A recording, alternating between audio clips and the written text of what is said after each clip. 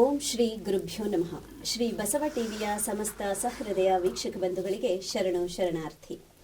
ಅರಿತ ನುರಿತ ಭವಿತವನ್ನು ವಚಿಸುವ ಗೋಚರ ಅಗೋಚರ ವಿಚಾರಧಾರೆಗಳ ಸಂಸ್ಕಾರ ಭರಿತ ಕಾರ್ಯಕ್ರಮವಾದ ಅನುಭವಗೋಷ್ಠಿಗೆ ತಮ್ಮೆಲ್ಲರಿಗೂ ಆತ್ಮೀಯವಾದಂತಹ ಸ್ವಾಗತ ಸುಸ್ವಾಗತ. ಪ್ರಿಯ ವೀಕ್ಷಕರೇ, 12ನೇ ಶತಮಾನದಲ್ಲಿ ಶರಣರಿಂದ ಸ್ಥಾಪಿತವಾದಂತಹ ಅನುಭವ ಮಂಟಪದಲ್ಲಿ ಸುಸ್ಥಿರ ಸಮಾಜ ನಿರ್ಮಾಣಕ್ಕಾಗಿ ಸಾಮಾಜಿಕ ಕಳಕಳಿ ಇರುವಂತಹ ವಿಚಾರಗಳನ್ನು ಯಾವ ರೀತಿ ಚಿಂತನ ಮಂಥನಗಳನ್ನು ಮಾಡ್ತಾ ಸಮಾಜವನ್ನು ಒಂದು ಸುಸ್ಥಿರತೆಗೆ ತರುವಲ್ಲಿ ಪ್ರಯತ್ನ ಸಾಗ್ತಾ ಇತ್ತೋ, ಅದೇ ನಿಟ್ಟಿನಲ್ಲಿ ಆ ಅನುಭವ ಮಂಟಪವನ್ನು ಮಾದರಿಯನ್ನಾಗಿಟ್ಕೊಂಡು ರಚನೆಯಾದಂಥ ವೇದಿಕೆ ಅನುಭವ ಗೋಷ್ಠಿ. ಈ ಅನುಭವ ಗೋಷ್ಠಿ ವೇದಿಕೆಯಲ್ಲೂ ಕೂಡ ಸುಸ್ಥಿರ ಸಮಾಜಕ್ಕಾಗಿ ಬೇಕಾದಂತಹ ವಿಚಾರಗಳನ್ನು ಚರ್ಚೆ ಮಾಡೋದ್ರ ಮುಖೇನ ಸಾಕಷ್ಟು ಮಾಹಿತಿಗಳನ್ನು ತಮ್ಮೊಂದಿಗೆ ಹಂಚಿಕೊಳ್ತಾ ತಮ್ಮೆಲ್ಲರಿಗೂ ಒಂದು ಜ್ಞಾನ ಧಾರೆಯನ್ನು ಎರೆಯುವಂತಹ ಸಂಸ್ಕಾರ ಭರಿತ ಕಾರ್ಯಕ್ರಮ ಇದಾಗಿದೆ. ಇವತ್ತಿನ ಈ ಸಂಚಿಕೆಯಲ್ಲಿ ಯಾವ ಒಂದು ವಿಚಾರಧಾರೆಯನ್ನು ನಾವು ಚರ್ಚೆಗೆ ಒಳಪಡಿಸಿದ್ದೀವಿ ಅನ್ನೋ ಒಂದು ಮಾಹಿತಿಯನ್ನು ತಿಳ್ಕೊಳ್ಳೋದ್ರ ಮುಖೇನ ಕಾರ್ಯಕ್ರಮವನ್ನು ಆರಂಭಿಸೋಣ. ದೊಡ್ಡವರೆಲ್ಲ ಜಾಣರಲ್ಲ, ಚಿಕ್ಕವರೆಲ್ಲ ಕೋಣರಲ್ಲ. ದೊಡ್ಡವರೆಲ್ಲ ಜಾಣರಲ್ಲ, ಚಿಕ್ಕವರೆಲ್ಲ ಕೋಣರಲ್ಲ. ಗುರುಗಳು ಹೇಳಿದ ಮಾತುಗಳೆಲ್ಲ ಒಂದು ನಿಜವಲ್ಲ ಗೆಳೆಯ, ಒಂದು ನಿಜವಲ್ಲ ಅಂತ ಸಾಹಿತಿಗಳು ಬರೆದಿದ್ದಾರೆ. ಯಾಕೆ ಹೀಗೆ ಬರೆದಿದ್ದಾರೆ ಅಂದರೆ, ಎಲ್ಲ ಕಾಲದಲ್ಲೂ ಎಲ್ಲರೂ ಸರಿ ಅಂತ ಹೇಳಿಸ್ಕೊಳ್ಳೋದು ತುಂಬಾ ಕಷ್ಟ ಆಗಿದೆ.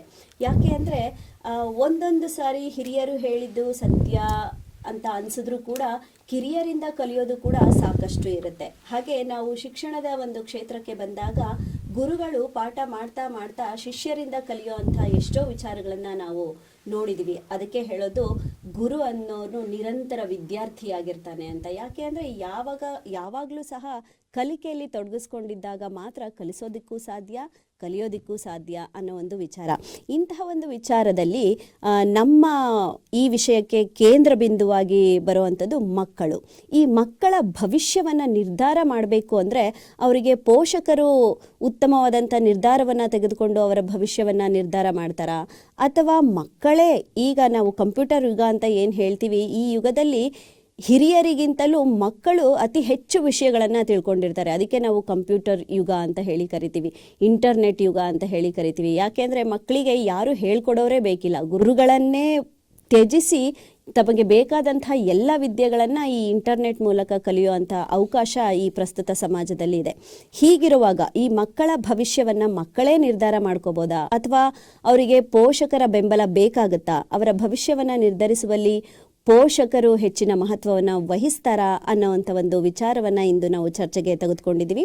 ಈ ಚರ್ಚೆ ನಿಜಕ್ಕೂ ಅಗತ್ಯ, ಹಾಗೆ ಅತ್ಯವಶ್ಯಕ ಕೂಡ. ಯಾಕೆ ಅಂದರೆ ನಮ್ಮ ರಾಷ್ಟ್ರದ ಒಂದು ಭವಿಷ್ಯ ನಿಂತಿರೋದು ಮಕ್ಕಳ ಕೈಲಿ. ಅದಕ್ಕೆ ಹೇಳ್ತೀವಿ, ಇಂದಿನ ಮಕ್ಕಳೇ ಮುಂದಿನ ಪ್ರಜೆಗಳು ಅಂತ. ಆ ಪ್ರಜೆಗಳು ಸತ್ ಪ್ರಜೆಗಳ ಆಗಬೇಕು ಅಂತ ಅಂದರೆ ಅವರ ಭವಿಷ್ಯ ಉಜ್ವಲವಾಗಿರಬೇಕು. ಅಂತಹ ಉಜ್ವಲವಾದ ಭವಿಷ್ಯವನ್ನು ನಿರ್ಧರಿಸುವಲ್ಲಿ ಪ್ರಮುಖ ಪಾತ್ರವನ್ನು ವಹಿಸೋದು ಯಾರು? ಮಕ್ಕಳೇ ತಮ್ಮ ಭವಿಷ್ಯವನ್ನು ನಿರ್ಧರಿಸ್ಕೋತಾರ ಅಥವಾ ಪೋಷಕರು ನಿರ್ಧರಿಸ್ತಾರ? ಈ ವಿಚಾರವನ್ನು ಇವತ್ತು ನಾವು ಚರ್ಚೆಗೆ ತಗೊಂಡಿದ್ದೀವಿ. ಬನ್ನಿ, ಈ ಒಂದು ವಿಚಾರವಾಗಿ ಹಲವಾರು ವಿಚಾರಧಾರೆಯ ಮಾಹಿತಿಗಳನ್ನು ತಮಗೆ ಧಾರೆ ಎರೆಯಲು ನಮ್ಮೊಂದಿಗೆ ಯಾರೆಲ್ಲ ಅತಿಥಿಗಳಿದ್ದಾರೆ ಅನ್ನೋದನ್ನು ಪರಿಚಯ ಮಾಡ್ಕೊಳ್ತಾ ಅವರನ್ನು ಕಾರ್ಯಕ್ರಮಕ್ಕೆ ಸ್ವಾಗತಿಸೋಣ. ಮಕ್ಕಳ ಭವಿಷ್ಯವನ್ನು ಪೋಷಕರು ನಿರ್ಧಾರ ಮಾಡಬೇಕೋ ಅಥವಾ ಮಕ್ಕಳೇ ನಿರ್ಧಾರ ಮಾಡಬೇಕೋ? ಈ ಒಂದು ವಿಚಾರದಲ್ಲಿ ಮಕ್ಕಳ ಭವಿಷ್ಯವನ್ನು ಮಕ್ಕಳೇ ನಿರ್ಧರಿಸಬೇಕು. ಯಾಕೆಂದರೆ ಮಕ್ಕಳಿಗೆ ಆ ಸಾಮರ್ಥ್ಯ ಇದೆ ಅನ್ನೋವಂಥ ಒಂದು ವಿಚಾರವನ್ನು ತಮ್ಮ ಮುಂದೆ ಮಂಡನೆ ಮಾಡಲು ನಮ್ಮೊಂದಿಗೆ ಇಬ್ಬರು ಅತಿಥಿಗಳಿದ್ದಾರೆ. ಬನ್ನಿ, ಅವರನ್ನು ಕಾರ್ಯಕ್ರಮಕ್ಕೆ ಸ್ವಾಗತಿಸೋಣ. ಮೊದಲಿಗೆ ಶ್ರೀಯುತ ಕೊಟ್ರೇಶ್ ಎಸ್ ಉಪ್ಪಾರ್ ಅವರು, ಶಿಕ್ಷಕರು, ಸಾಹಿತಿಗಳು ಹಾಗೂ ಆಧುನಿಕ ವಚನಕಾರರು, ಹಾಸನ. ಸರ್, ತಮಗೆ ಕಾರ್ಯಕ್ರಮಕ್ಕೆ ಆತ್ಮೀಯವಾದಂತಹ ಸ್ವಾಗತ. ಶರಣು ಶರಣಾರ್ಥಿ. ಇದೇ ಒಂದು ವಿಚಾರವಾಗಿ ತಮ್ಮ ಭವಿಷ್ಯವನ್ನು ನಿರ್ಧರಿಸಿಕೊಳ್ಳುವಲ್ಲಿ ಮಕ್ಕಳದೇ ಮೇರುಗೈ. ಯಾಕೆ ಅಂದರೆ ಅವರಿಗೆ ಎಲ್ಲ ಸಾಮರ್ಥ್ಯ ಇರೋದ್ರಿಂದ ತಮ್ಮ ಭವಿಷ್ಯವನ್ನು ತಾವೇ ನಿರ್ಧರಿಸಿಕೊಳ್ಳಬಲ್ಲರು ಎಂಬಂಥ ವಿಚಾರವನ್ನು ತಮ್ಮ ಮುಂದೆ ಧಾರೆ ಎರೆಯಲಿದ್ದಾರೆ ಶ್ರೀಯುತ ಪ್ರಸನ್ನ ಕುಮಾರ್ ಸುರೇ ಅವರು, ಶಿಕ್ಷಕರು ಮತ್ತು ಸಾಹಿತಿಗಳು, ಬಾಣವರ. ಸರ್, ತಮಗೂ ಕೂಡ ಕಾರ್ಯಕ್ರಮಕ್ಕೆ ಆತ್ಮೀಯವಾದಂಥ ಸ್ವಾಗತ. ಶರಣು ಶರಣಾರ್ಥಿ. ಮಕ್ಕಳ ಭವಿಷ್ಯವನ್ನು ನಿರ್ಧಾರ ಮಾಡಬೇಕಾಗಿರೋದು ಪೋಷಕರು. ಯಾಕೆ ಅಂದರೆ ಅವರನ್ನು ಹೆತ್ತ ಹೊತ್ತು ಸಾಕಿ ಸಲಹಿ ಅವರನ್ನು ಒಂದು ಹಂತಕ್ಕೆ ತರುವವರೆಗೂ ಸತತವಾದಂತಹ ಪ್ರಯತ್ನ ಮಾಡೋರು ಪೋಷಕರೇ ಹೊರತು ಬೇರೆ ಯಾರೂ ಅಲ್ಲ. ಹಾಗಾಗಿ ಅವರ ಭವಿಷ್ಯವನ್ನು ನಿರ್ಧಾರ ಮಾಡುವಲ್ಲಿ ಹೆಚ್ಚಿನ ಪಾತ್ರ ವಹಿಸೋದು ಪೋಷಕರೇ ಅನ್ನುವಂಥ ವಿಚಾರವನ್ನು ತಮ್ಮ ಮುಂದೆ ಮಂಡನೆ ಮಾಡಲಿದ್ದಾರೆ ಶ್ರೀಯುತ ಪ್ರಕಾಶ್ ಜಿಂಗಾಡೆಯವರು, ಶಿಕ್ಷಕರು ಮತ್ತು ಸಾಹಿತಿಗಳು, ಬೆಂಗಳೂರು. ಸರ್, ತಮಗೂ ಕೂಡ ಕಾರ್ಯಕ್ರಮಕ್ಕೆ ಆತ್ಮೀಯವಾದಂತಹ ಸ್ವಾಗತ. ಶರಣು ಶರಣಾರ್ಥಿ. ಇದೇ ಒಂದು ವಿಚಾರವಾಗಿ ಮಕ್ಕಳ ಭವಿಷ್ಯವನ್ನು ನಿರ್ಧಾರ ಮಾಡುವುದು ಪೋಷಕರು ಎಂಬಂತ ವಿಚಾರವನ್ನ ತಮ್ಮ ಮುಂದೆ ಮಂಡನೆ ಮಾಡಲಿದ್ದಾರೆ ಡಾಕ್ಟರ್ ಉಮೇಶ್ ಭದ್ರಾಪುರ, ಉಪನ್ಯಾಸಕರು ಮತ್ತು ಸಾಹಿತಿಗಳು, ಸೊರಬ, ಶಿವಮೊಗ್ಗ ಜಿಲ್ಲೆ. ಸರ್, ತಮಗೂ ಕೂಡ ಕಾರ್ಯಕ್ರಮಕ್ಕೆ ಆತ್ಮೀಯವಾದಂತಹ ಸ್ವಾಗತ. ಶರಣು ಶರಣಾರ್ಥಿ. ನಾವು ಮಕ್ಕಳನ್ನ ದೇವರ ಸಮಾನ ಅಂತ ಹೇಳ್ತೀವಿ. ದೇವರು ಅಂತ ಅಂದಮೇಲೆ ಅಲ್ಲಿ ಅವರಲ್ಲಿ ದಮ್ಯವಾದಂತಹ ಶಕ್ತಿ ಇರುತ್ತೆ ಅನ್ನೋದು ನಮ್ಗೆಲ್ರಿಗೂ ಗೊತ್ತೇ ಇದೆ. ಆ ಶಕ್ತಿ ಮಕ್ಕಳಲ್ಲಿ ಇದೆ ಅಂದಮೇಲೆ ಅವರ ಭವಿಷ್ಯವನ್ನ ಅವರೇ ನಿರ್ಧಾರ ಮಾಡ್ಕೋಬಹುದಲ್ವಾ? ಅವರಿಗೆ ಪೋಷಕರ ಒಂದು ಸಹಕಾರ ಯಾಕೆ ಬೇಕು? ಅಥವಾ ಮಕ್ಕಳ ಭವಿಷ್ಯವನ್ನ ಪೋಷಕರೇ ನಿರ್ಧಾರ ಮಾಡಬೇಕು? ಯಾಕೆ ಅಂದರೆ ಅವ್ರು ಇನ್ನೂ ಮಕ್ಕಳು, ಚಿಕ್ಕ ಮಕ್ಕಳು, ಅವ್ರಿಗೇನು ತಿಳುವಳಿಕೆ ಇರೋದಿಲ್ಲ, ಈಗಷ್ಟೇ ಕಲಿಕೆಯತ್ತ ಪಾದಾರ್ಪಣೆ ಮಾಡಿರ್ತಾರೆ. ಹೀಗಿರುವಂಥ ಸಂದರ್ಭದಲ್ಲಿ ಪೋಷಕರು ಹೆಚ್ಚಿನ ಮಹತ್ವದ ಪಾತ್ರವನ್ನು ವಹಿಸಿ ಮಕ್ಕಳ ಭವಿಷ್ಯವನ್ನು ಉಜ್ವಲಿಸುವಂತೆ ಮಾಡಬೇಕು ಅನ್ನೋ ಒಂದು ನಿಟ್ಟಿನಲ್ಲಿ ಪ್ರಕಾಶ್ ಸರ್ ಅವರು ಯಾವ ಒಂದು ನಿಟ್ಟಿನಲ್ಲಿ ತಮ್ಮ ವಾದವನ್ನು ಮಂಡನೆ ಮಾಡ್ತಾರೆ ನೋಡೋಣ. ಪ್ರಕಾಶ್ ಸರ್, ಮಕ್ಕಳ ಭವಿಷ್ಯ ಅಂದರೆ ನಮ್ಮ ರಾಷ್ಟ್ರದ ಭವಿಷ್ಯ ಇರೋದು ಮಕ್ಕಳ ಕೈಯಲ್ಲಿ ಅಂತಲೇ ಹೇಳ್ಬೋದು. ಯಾಕೆಂದರೆ ಇಂದಿನ ಮಕ್ಕಳು ಮುಂದಿನ ಪ್ರಜೆಗಳಾಗ್ತಾರೆ. ಆ ಪ್ರಜೆಗಳು ರಾಷ್ಟ್ರವನ್ನು ಒಂದು ಭದ್ರತೆಯೆಡೆಗೆ ಅಥವಾ ಸುರಕ್ಷಿತವಾಗಿ ನಡೆಸ್ಕೊಂಡು ಹೋಗಬೇಕು ಅಂದರೆ ಅವರ ಭವಿಷ್ಯ ಉಜ್ವಲವಾಗಿರಬೇಕಾಗತ್ತೆ. ಅಂತಹ ಉಜ್ವಲವಾದಂತಹ ಭವಿಷ್ಯವನ್ನು ಕೊಡುವಲ್ಲಿ ಪೋಷಕರು ಯಾವ ರೀತಿ ಮಹತ್ವದ ಪಾತ್ರವನ್ನು ವಹಿಸ್ತಾರೆ? ಯಾಕೆ ನೀವು ಮಕ್ಕಳ ಭವಿಷ್ಯವನ್ನು ಪೋಷಕರೇ ನಿರ್ಧಾರ ಮಾಡಬೇಕು ಅಂತ ಹೇಳ್ತಾ ಇದ್ದೀರಾ ಸರ್? ಶ್ರೀ ಬಸವ ಟಿವಿಯ ಸಮಸ್ತ ವೀಕ್ಷಕರಿಗೆ ಶರಣಾರ್ಥಿಗಳನ್ನು ಹೇಳ್ತಾ, ಇವತ್ತು ನನ್ನ ಪಾಲಿಗೆ ಬಂದಿರತಕ್ಕಂಥ ವಿಷಯ ಏನಂತಂದರೆ, ಮಕ್ಕಳ ಭವಿಷ್ಯವನ್ನು ಪೋಷಕರು ನಿರ್ಧಾರ ಮಾಡಬೇಕು ಅಥವಾ ಮಕ್ಕಳೇ ನಿರ್ಧಾರ ಮಾಡಬೇಕು ಅಂತ. ಮಕ್ಕಳೇ ನಿರ್ಧಾರ ಮಾಡಬೇಕು ಅಂತ ನಮ್ಮ ಸಹಮಿತ್ರರು ವಾದ ಮಾಡ್ತಾರೆ. ಇಲ್ಲಿ ನಾನು ಪೋಷಕರು ನಿರ್ಧಾರ ಮಾಡಬೇಕು ಅಂತಕ್ಕಂಥ ವಾದವನ್ನು ನಾನು ಮಾಡ್ತಾಯಿದ್ದೀನಿ. ಅಬ್ಸಲ್ಯೂಟ್ಲಿ ಇದು ಪೋಷಕರೇ ನಿರ್ಧಾರ ಮಾಡಬೇಕು. ಇದರಲ್ಲಿ ಎಳ್ಳಷ್ಟು ಸಂಶಯ ಬೇಡ. ಯಾಕಂದರೆ ಇವತ್ತು ಮಗುವಿನ ಸರ್ವತೋಮುಖ ಬೆಳವಣಿಗೆಗೆ, ಸರ್ವಾಂಗೀಣ ಅಭಿವೃದ್ಧಿಗೆ ಪೋಷಕರು ಯೋಚನೆ ಮಾಡಬೇಕು ಹೊರತು ಮಕ್ಕಳಿಗೆ ಆ ನಿರ್ಧಾರವನ್ನು ತೆಗೆದುಕೊಳ್ತಕ್ಕಂಥ ಸಾಮರ್ಥ್ಯ ಇರೋದಿಲ್ಲ. ಮಕ್ಕಳು ಅಂದರೆ ಯಾರು? ಹುಟ್ಟಿನಿಂದಲೂ ಕೂಡ ಆ ತಂದೆ ತಾಯಿಗಳು ತಮ್ಮ ಮಕ್ಕಳ ಭವಿಷ್ಯ ಹೇಗಿರಬೇಕು, ನಾವು ಆಗೋ ರೀತಿಯಾಗಿ ನಮ್ಮ ಮಕ್ಕಳು ಆಗಬಾರ್ದು ಅನ್ನೋ ಒಂದು ಕಲ್ಪನೆಯಲ್ಲಿ ಆ ಮಕ್ಕಳನ್ನು ಏನು ಮಾಡ್ತಾರೆ, ಬೆಳೆಸ್ತಾರೆ. ಆ ಮಕ್ಕಳಲ್ಲಿರ್ತಕ್ಕಂಥ ಆಸಕ್ತಿಯನ್ನು ಗಮನಿಸ್ತಾರೆ. ಮಕ್ಕಳು ಯಾವ ದಿಕ್ಕಿನಲ್ಲಿ ಓದ್ತಾ ಇದೆ, ಅವರ ಆಸಕ್ತಿಗಳೇನು ಅನ್ನೋದನ್ನು ನಿರ್ಧಾರ ನೋಡ್ಬಿಟ್ಟು, ಯಾಕಂದರೆ ನಮ್ಮನೆ ದೇವ್ರ ಕತೆ ನಮಗೆ ಗೊತ್ತು ಅಂತಕ್ಕಂಥ ಒಂದು ಗಾದೆನೂ ಇದೆ ಅಲ್ವಾ? ಹಾಗಾಗಿ ಅವ್ರ ಮಕ್ಕಳು ಯಾವುದರಲ್ಲಿ ವಿಷಯದಲ್ಲಿ ಆಸಕ್ತಿ ಇದೆ ಅನ್ನೋದನ್ನು ಆ ತಂದೆ ತಾಯಿಗಳಿಗೆ ಹೊರತು ಮಗು ತನ್ನನ್ನು ತಾನು ನಿರ್ಧಾರ ಮಾಡಿಕೊಂಡು ನಾನು ಒಬ್ಬನೇ ಮಾಡಿಬಿಡ್ತೀನಿ, ನೀವು ಅವಶ್ಯಕತೆನೇ ಇಲ್ಲ ಅಂತಂದು ಯಾವ ಕಾರಣಕ್ಕೂ ಹೇಳೋದಿಲ್ಲ. ಮತ್ತು ಆ ಒಂದು ನಿರ್ಧಾರ ತೆಗೆದುಕೊಳ್ತಕ್ಕಂಥ ಸಾಮರ್ಥ್ಯ ಮಗು ಇರೋದಿಲ್ಲ. ಹಾಗಾಗಿ ಈ ವಿಷಯವನ್ನು ತೆಗೆದುಕೊಂಡಾಗ ಯಾರೂ ಕೂಡ ಜರಿಯದಂತಹ ಎಲ್ಲರೂ ಕೂಡ ಸರ್ವಸಮ್ಮತವಾಗಿ ಒಪ್ಪತಕ್ಕಂಥ ವಿಷಯ ಏನಂತಂದರೆ ಪೋಷಕರ ನಿರ್ಧಾರ ಮಾಡಬೇಕು. ಇದಕ್ಕೆ ಪೋಷಕರು ಎಷ್ಟು ಮಕ್ಕಳ ಜೀವನದಲ್ಲಿ ಮಹತ್ವ ಅಂತಕ್ಕಂಥದ್ದನ್ನು ನಾವು ಹೇಳ್ತಾ ಹೋದರೆ ಸಾಕಷ್ಟು ವಿಷಯಗಳು ನಮಗೆ ಸಿಗುತ್ತೆ. ಯಾಕಂದರೆ ಪೋಷಕರು ಇವತ್ತು ಮಕ್ಕಳಿಗೆ ಸ್ಫೂರ್ತಿಯನ್ನು ನೀಡ್ತಾ ಎಲ್ಲೆಲ್ಲಿ ಯಾವ್ಯಾವ ವಿಷಯದಲ್ಲಿ ಕಲಿಕೆಯಲ್ಲಿ ಹಿಂದುಳಿತವನ್ನು ಕಂಡಿದೆ ಅಂತಕ್ಕಂಥ ವಿಷಯವನ್ನು ಗಮನಿಸಿ ಆ ಮಕ್ಕಳ ಭವಿಷ್ಯನ ಯಾವ ದಿಕ್ಕಿನಡೆಗೆ ಸಾಗಿಸಬೇಕು ಅನ್ನೋ ವಿಷಯ ಪೋಷಕರಿಗೆ ಗೊತ್ತಿರುತ್ತೆ. ಹಾಗಾಗಿ ಇಲ್ಲಿ ತಂದೆಯಾದವನು ಸ್ಫೂರ್ತಿಯನ್ನು ನೀಡ್ತಾ ಸ್ನೇಹಿತನಾಗಿ, ಶಿಕ್ಷಕನಾಗಿ, ನಾಯಕನಾಗಿ ಅವನಿಗೊಂದು ಮಾದರಿಯಾಗಿ ನಿಲ್ತಿರ್ತಕ್ಕಂಥನು ತಂದೆ. ಆಮೇಲೆ ತಾಯಿ ವಿಷಯಕ್ಕೆ ಬಂದಾಗ ಮನೆಯೇ ಮೊದಲ ಪಾಠಶಾಲೆ, ತಾಯಿಯೇ ಮೊದಲ ಗುರು ಅಲ್ವಾ, ಜನನಿ ತಾಯಿಯೇ ಮೊದಲ ಗುರು ಅಂತಕ್ಕಂಥ ಒಂದು ವಿಷಯಗಳು ಸಾಕಷ್ಟು ತಂದೆ ತಾಯಿಗಳ ಮಹತ್ವದ ಬಗ್ಗೆ ಗಮನ ಕೊಡ್ತಾ ಸಾಕಷ್ಟು ಪದ್ಯಗಳು ಮತ್ತು ವಚನಗಳು ಇವೆಲ್ಲವೂ ಕೂಡ ಬಂದೇ ಬರ್ತವೆ. ಹಾಗಾಗಿ ಇಲ್ಲಿ ಮಗುವಿನ ಸರ್ವತೋಮುಖ ಬೆಳವಣಿಗೆಗೆ ಪೋಷಕರೇ ನಿರ್ಧಾರ ಮಾಡಬೇಕು. ಇದ್ರೆ ಎಳ್ಳಷ್ಟು ಸಂಶಯ ಬೇಡ. ಹಾಗೆಂದರೆ ಮಗುವೇ ನಿರ್ಧಾರ ಮಾಡುತ್ತೆ ಅಂತಂದರೆ ಅದು ಬಹುಶಃ ಅದು ಯಾವ ದಿಕ್ಕಿನ ಹತ್ರ ಚರ್ಚೆ ಹೋಗುತ್ತೆ ಅನ್ನೋದನ್ನೇ ಒಂದು ನನಗೂ ಕೂಡ ನಮ್ಮ ಎದುರಾಳಿ ತಂಡದ ವಾದವನ್ನು ನಾನು ಕೇಳಬೇಕು. ಯಾವ ರೀತಿ ಆಸಕ್ತಿ ಮೂಡ್ತಾ ಇದೆ, ಹೆಂಗೆ ಮಗು ತನ್ನ ಭವಿಷ್ಯವನ್ನು ತಾನು ನಿರ್ಧಾರ ಮಾಡ್ಕೊಳ್ಳುತ್ತೆ ಅಂತಂದ್ರೆ ಇಲ್ಲಿ ಸಾಧ್ಯತೆ ಇಲ್ಲ, ಸಾಧ್ಯತೆ ತುಂಬ ಕಡಿಮೆ.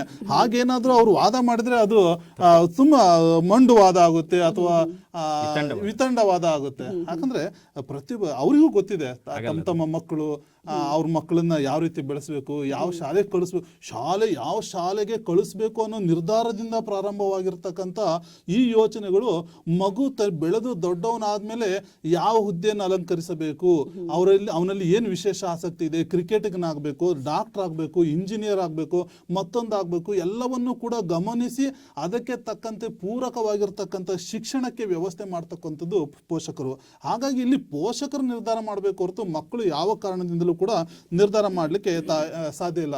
ಅದಕ್ಕೆ ಮಾತೃದೇವೋಭವ, ಪಿತೃದೇವೋಭವ, ಆಚಾರ್ಯ ದೇವೋಭವ, ಇಲ್ಲಿ ಇವು ಮೂರು, ತಾಯಿ ಬರ್ತಾಳೆ, ಮತ್ತೆ ತಂದೆ ಬರ್ತಾನೆ, ಮತ್ತೆ ಗುರು ಬರ್ತಾನೆ. ಇಲ್ಲೆಲ್ಲೂ ಕೂಡ ಆ ಮಕ್ಕಳ ವಿಚಾರ ನಿಮ್ಮಷ್ಟಕ್ಕೆ ನೀವು ಅಹಂ ಬ್ರಹ್ಮಾಸ್ಮಿ ಅಂದ್ರೆ ಅಹಂ ಮಕ್ಕಳಾಸ್ಮಿ ಅಂತ ಎಲ್ಲೂ ಕೂಡ ಹೇಳಿಲ್ಲ.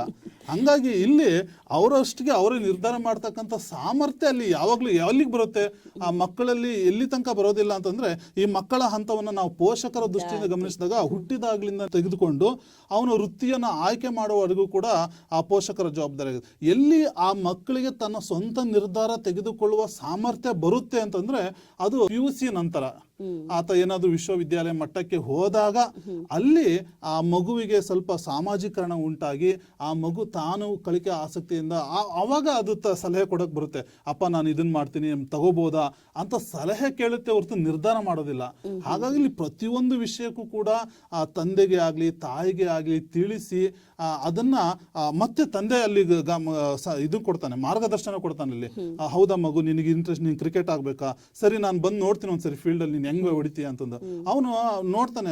ಯಾಕಂದ್ರೆ ಈ ದೇಶದಲ್ಲಿ ನಡೆದಿರ್ತಕ್ಕಂಥ ವಿಷಯ, ಇಲ್ಲ ನಾನು ಕ್ರಿಕೆಟ್ ಆಗ್ಬೇಕಂದ್ರೆ ಮಗುವಿನ ಮಾತು ಕೇಳಲ್ಲ ತಂದೆ.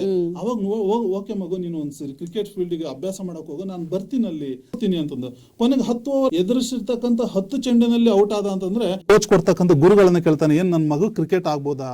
ಇಲ್ಲ, ನಿಮ್ಮ ಮಗುವಿನಲ್ಲಿ ಆ ಸಾಮರ್ಥ್ಯ ಇಲ್ಲ. ಆದ್ರೂ ಕೂಡ ಅವನು ಹಠ ಹಿಡಿತಿರ್ತಾನೆ, ಇಲ್ಲ ನಾನು ಕ್ರಿಕೆಟ್ ಆಗ್ಬೇಕು. ಯಾಕಂದ್ರೆ ಟಿವಿಯಲ್ಲೆಲ್ಲ ನೋಡ್ತಿರ್ತಾನೆ, ಕ್ರಿಕೆಟ್ ಆಗ್ಬೇಕು, ನಾನು ಸಚಿನ್ ತೆಂಡೂಲ್ಕರ್ ಆಗ್ಬೇಕು, ದ್ರಾವಿಡ್ ಆಗ್ಬೇಕು, ಇನ್ನೊಂದಾಗ್ಬೇಕು, ಮತ್ತೊಂದಾಗ್ಬೇಕು ಅಂತಂದು. ಯಾಕಂದ್ರೆ ಆ ಹುಚ್ಚು ಅವನಿಗೆ ನೋಡ ಹುಚ್ಚಿರುತ್ತೆ ಹೊರತು ಆ ಕ್ವಾಲಿಟಿ ಆಕರ್ಷಣೆ ಆಕರ್ಷಣೆಗೆ ಒಂದು ತಕ್ಕಂತ ಮಾರ್ಗದರ್ಶನ ನೀಡಬೇಕು ಅಂತ ಪೋಷಕರು ಬೇಕು. ಗುಣ ಇರೋದಿಲ್ಲ, ಅದನ್ನ ಪೋಷಕರೇ ಗೊತ್ತಿರ್ಬಿಟ್ಟು ಅವ್ನು ಏನಾಗ್ಬೇಕು, ಇಲ್ಲ ಮಗು ನಿನ್ಗೆ ಆಗಲ್ಲ ಅಂತ ಅವನಿಗೆ ಕರೆದ್ಬಿಟ್ಟು ಬುದ್ಧಿವಾದ ಹೇಳ್ಬಿಟ್ಟು ಈ ಫೀಲ್ಡ್ ಈ ರೀತಿ ಇದೆ, ಇದಕ್ಕೆ ಹೆಂಗಪ್ಪ ಅಂದ್ರೆ ಪ್ರತಿಭೆ ಇದ್ದವನು ಬದುಕು, ಯಾವ ಕ್ಷೇತ್ರದಲ್ಲಿ ನೀನು ಭವಿಷ್ಯವನ್ನ ಕಾಣಬೇಕು ಅನ್ನೋದನ್ನ ಪೋಷಕರು ನಿರ್ಧಾರ ಮಾಡಿ ಕೊಡ್ತಕ್ಕಂಥದ್ದು ಪೋಷಕರೇ ಹೊರತು ಮಗು ತನ್ನನ್ನು ತಾನು ನಿರ್ಧಾರ ತೆಗೆದುಕೊಳ್ಳುತ್ತೆ ಅಂತಕ್ಕಂಥ ಮಾತೇ ಒಂದು ಹಾಸ್ಯಾಸ್ಪದ ಅಂತ ನಾನು ಹೇಳಕ್ ಇಷ್ಟಪಡ್ತೀನಿ. ನೋಡೋಣ ಸರ್, ಉತ್ತಮವಾದಂತಹ ವಾದವನ್ನ ಮಂಡನೆ ಮಾಡಿದ್ದೀರಾ. ಪೋಷಕರು ಅಂತ ಅಂದಾಗ ಅದರಲ್ಲೂ ನಾವು ಮಕ್ಕಳು ಅಂತ ತಗೊಂಡಾಗ ಅವ್ರು ಇನ್ನೂ ಕಲಿಕೆಯತ್ತ ಸಾಕ್ತಾ ಇರ್ತಾರೆ. ಆ ಒಂದು ನಿಟ್ಟಿನಲ್ಲಿ ನಾವು ನೋಡೋದಾದ್ರೆ ಮಕ್ಕಳಿಗೆ ಆ ಸಾಮರ್ಥ್ಯ ಇನ್ನೂ ಬೆಳವಣಿಗೆ ಆಗಿರೋದಿಲ್ಲ. ಅಂತ ಒಂದು ಸಂದರ್ಭದಲ್ಲಿ ಪೋಷಕರೇ ಅವರ ಜವಾಬ್ದಾರಿಯನ್ನು ತಗೋಬೇಕಾಗತ್ತೆ, ಅವರ ಭವಿಷ್ಯವನ್ನು ನಿರ್ಧಾರ ಮಾಡಬೇಕಾಗತ್ತೆ ಅನ್ನೋಂಥ ಪ್ರಕಾಶ್ ಸರ್ ಅವರ ವಾದಕ್ಕೆ ಕೊಟ್ರೇಶ್ ಸರ್ ಅವರು ಮಕ್ಕಳೇ ತಮ್ಮ ಭವಿಷ್ಯವನ್ನು ನಿರ್ಧರಿಸಿಕೊಳ್ಳಬಲ್ಲರು, ಅವರಿಗೆ ಆ ಸಾಮರ್ಥ್ಯ ಇದೆ. ಇದಕ್ಕೆ ವಿವೇಕಾನಂದರು ಕೂಡ ಒಂದು ಕಡೆ ಹೇಳ್ತಾರೆ, ನನ್ನ ಏಳಿಗೆಗೆ ನಾನೇ ಶಿಲ್ಪಿ ಅಂತ. ಈ ಒಂದು ವಿಚಾರವಾಗಿ ತಾವು ಹೇಳೋದಾದ್ರೆ ಮಕ್ಕಳೇ ಅವರ ಭವಿಷ್ಯವನ್ನು ನಿರ್ಧಾರ ಮಾಡಬಲ್ಲರು ಅನ್ನೋ ಒಂದು ವಾದವನ್ನು ಹೇಗೆ ಮಂಡನೆ ಮಾಡ್ತಾ ಇದ್ದೀರಾ ಸರ್? ಬಸವ ಟಿವಿಯ ಸಮಸ್ತ ವೀಕ್ಷಕ ಬಂಧುಗಳಿಗೆ ಶರಣಾರ್ಥಿ. ಇವತ್ತಿನ ಟಾಪಿಕ್ ಬಹಳ ಸೊಗಸಾಗಿದೆ, ಬಹಳ ಅದ್ಭುತವಾದಂಥ ವಿಷಯ. ಮಕ್ಕಳ ಭವಿಷ್ಯವನ್ನು ಮಕ್ಕಳೇ ನಿರ್ಧರಿಸಬೇಕು. ಅವ್ರ ಮಕ್ಕಳ ಭವಿಷ್ಯವನ್ನ ಪೋಷಕರು ನಿರ್ಧರಿಸಬೇಕು. ನಾನಿದು ಶಾಲಾ ಶಿಕ್ಷಣ ವ್ಯವಸ್ಥೆ ಬಗ್ಗೆ ಮಾತಾಡಲ್ಲ. ಒಬ್ಬ ಪೋಷಕರಿಗೆ ಮದುವೆಯಾಗೋವರೆಗೆ ಅವ ಮಕ್ಕಳೇ, ಮದುವೆ ಮಾಡೋವರೆಗೂ ಮಕ್ಕಳೇ ಅವು. ಅವ್ರಿಗೆ ಮದುವೆ ಆಗಿ ಅವ್ರಿಗೆ ಮಕ್ಕಳಾದ್ರು ಇವ್ರಿಗೆ ಮಕ್ಕಳೇ. ನಾನು ಹೇಳುದು ಅವ್ರ ಭವಿಷ್ಯವನ್ನ ನಿರ್ಧಾರ ಮಾಡ್ಕೊಳ್ಳಾರ ಯಾರು? ಮಕ್ಕಳ ಭವಿಷ್ಯವನ್ನ ಅವ್ರವ್ರ ನಿರ್ಧಾರ ಮಾಡ್ಕೋಬೇಕು, ಪೋಷಕರು ನಿರ್ಧಾರ ಮಾಡೋದಲ್ಲ. ಶಾಲೆ ಕಳ್ಸೋದ್ರ ಬಗ್ಗೆ, 5 ವರ್ಷದ ಚಡ್ಡಿ ಹಾಕೋದ್ರ ಬಗ್ಗೆ, ಶರ್ಟ್ ಹಾಕೋದ್ರ ಬಗ್ಗೆ ನಾನು ಹೇಳ್ತಾ ಇಲ್ಲ. ಮಕ್ಕಳಂತ ಸಮಗ್ರ ದೃಷ್ಟಿಯಿಂದ ತಗೊಂತ ಇದ್ದೀನಿ ಇದನ್ನು. ಬಹುಶಃ ವಿವೇಕಾನಂದರು ಒಂದ್ ಕಡೆ ಹೇಳ್ತಾರೆ, ಎದ್ದೇಳಿ ಗುರಿ ಮುಟ್ಟುವವರೆಗೆ ನಿಲ್ಲದಿರಿ ಅಂತ ಹೇಳಿದ್ದು ವ್ಯಕ್ತಿಗತವಾಗಿ ಹೇಳಿದ್ದು. ಎದ್ದೇಳಿಸಿ ಗುರಿ ಮುಟ್ಟುವ ನಿಲ್ಲಿಸದಿರಿ ಅಂತ ಹೇಳಿಲ್ಲ, ಪೋಷಕರಿಗೆ ವ್ಯಕ್ತಿಗತವಾಗಿ ಹೇಳಿದ್ದು. ಇದನ್ನ ನಾವು ಗಮನಿಸಬೇಕು. ಅಲ್ಲ, ಪ್ರತಿಯೊಬ್ಬ ಇಂಡಿವಿಜುವಲ್ ಇಂಪಾರ್ಟೆನ್ಸ್ ಕೊಡ್ಬೇಕಂತಾನೆ ವಿವೇಕಾನಂದ ಅವ್ರು ಹೇಳ್ದಂಗೆ ಪೋಷಕರೇ ನಿರ್ಧಾರ. ಇವತ್ತು ಹೋಯ್ತದೋ ಇನ್ಲು ಕಾಲ ಆಯ್ತದೋ, ಚೈಲ್ಡ್ ಸೆಂಟ್ರಡ್ ಎಜುಕೇಶನ್ ಇದು. ನಾನು ಶಿಕ್ಷಣಕ್ಕೂ ಬರ್ತೀನಿ. ಶಿಕ್ಷಣ ಹೊರತಾದಂತ ವಿಷಯ ಇವತ್ತಿಂದಿರ್ತಕ್ಕಂಥದ್ದು. ಬರೀ ನಾವು ಶಾಲೆ ಮುಖ್ಯವಾಗಿ ಇಟ್ಕೊಂಡು ಇವತ್ತು ಮಕ್ಕಳ ಭವಿಷ್ಯ ಮಕ್ಕಳೇ ನಿರ್ಧಾರ ಮಾಡೋದಂತ ಅಲ್ಲ, ಮಕ್ಕಳ ಭವಿಷ್ಯವನ್ನು ಮಕ್ಕಳೇ ನಿರ್ಧಾರ ಮಾಡ್ತಾ ಇದ್ದಾರೆ ಇವತ್ತು. ಒಂದು ಹಂತಕ್ಕೆ ಬಂತು SLC PUC ಓದ್ತಾರೆ, ಮುಂದೆ ಓದಲ್ಲ, ಅವ್ರವ್ರ ಜೀವನವನ್ನು ಅವ್ರು ನೋಡ್ಕೊಂತಾರೆ, ಒಂದು ದುಡಿಮೆಗೆ ಹೋಗ್ತಾರೆ, ದುಡಿಮೆಗೆ ಹೋಗಿಂದೆ ಅನಂತರ ಅವರು ಬಾಳ ಸಂಗತಿಯನ್ನು ಆಯ್ಕೆ ಮಾಡ್ಕೊಂತಾರೆ, ಅವರು ಒಂದು ಜೀವನವನ್ನ ಭದ್ರತೆ ಮಾಡ್ಕೊಂತ ಇದ್ದಾರೆ. ಶಾಲೆಗೆ ಹೋಗೋದು ನಾವು ಆ ಮಕ್ಕಳ ಬಗ್ಗೆ ಹೇಳೋದಲ್ಲಿ ಸಮಗ್ರ ದೃಷ್ಟಿಕೋನ ಇವತ್ತು ಇರ್ತಕ್ಕಂಥ ಚರ್ಚೆ ವಿಷಯ. ಮಕ್ಕಳ ಭವಿಷ್ಯವನ್ನು ಮಕ್ಕಳೇ ನಿರ್ಧರಿಸಬೇಕೆಂಬುದಿದೆಯಲ್ಲ, ಇದು ಅತ್ಯಗತ್ಯವಾಗಿ ಮತ್ತೆ ಇವತ್ತು ಇರ್ತಕ್ಕಂಥ ಒಂದು ವಿಷಯ, ಇವತ್ತು ವಾಸ್ತವವಾಗಿರ್ತಕ್ಕಂಥ ಒಂದು ವಿಷಯ.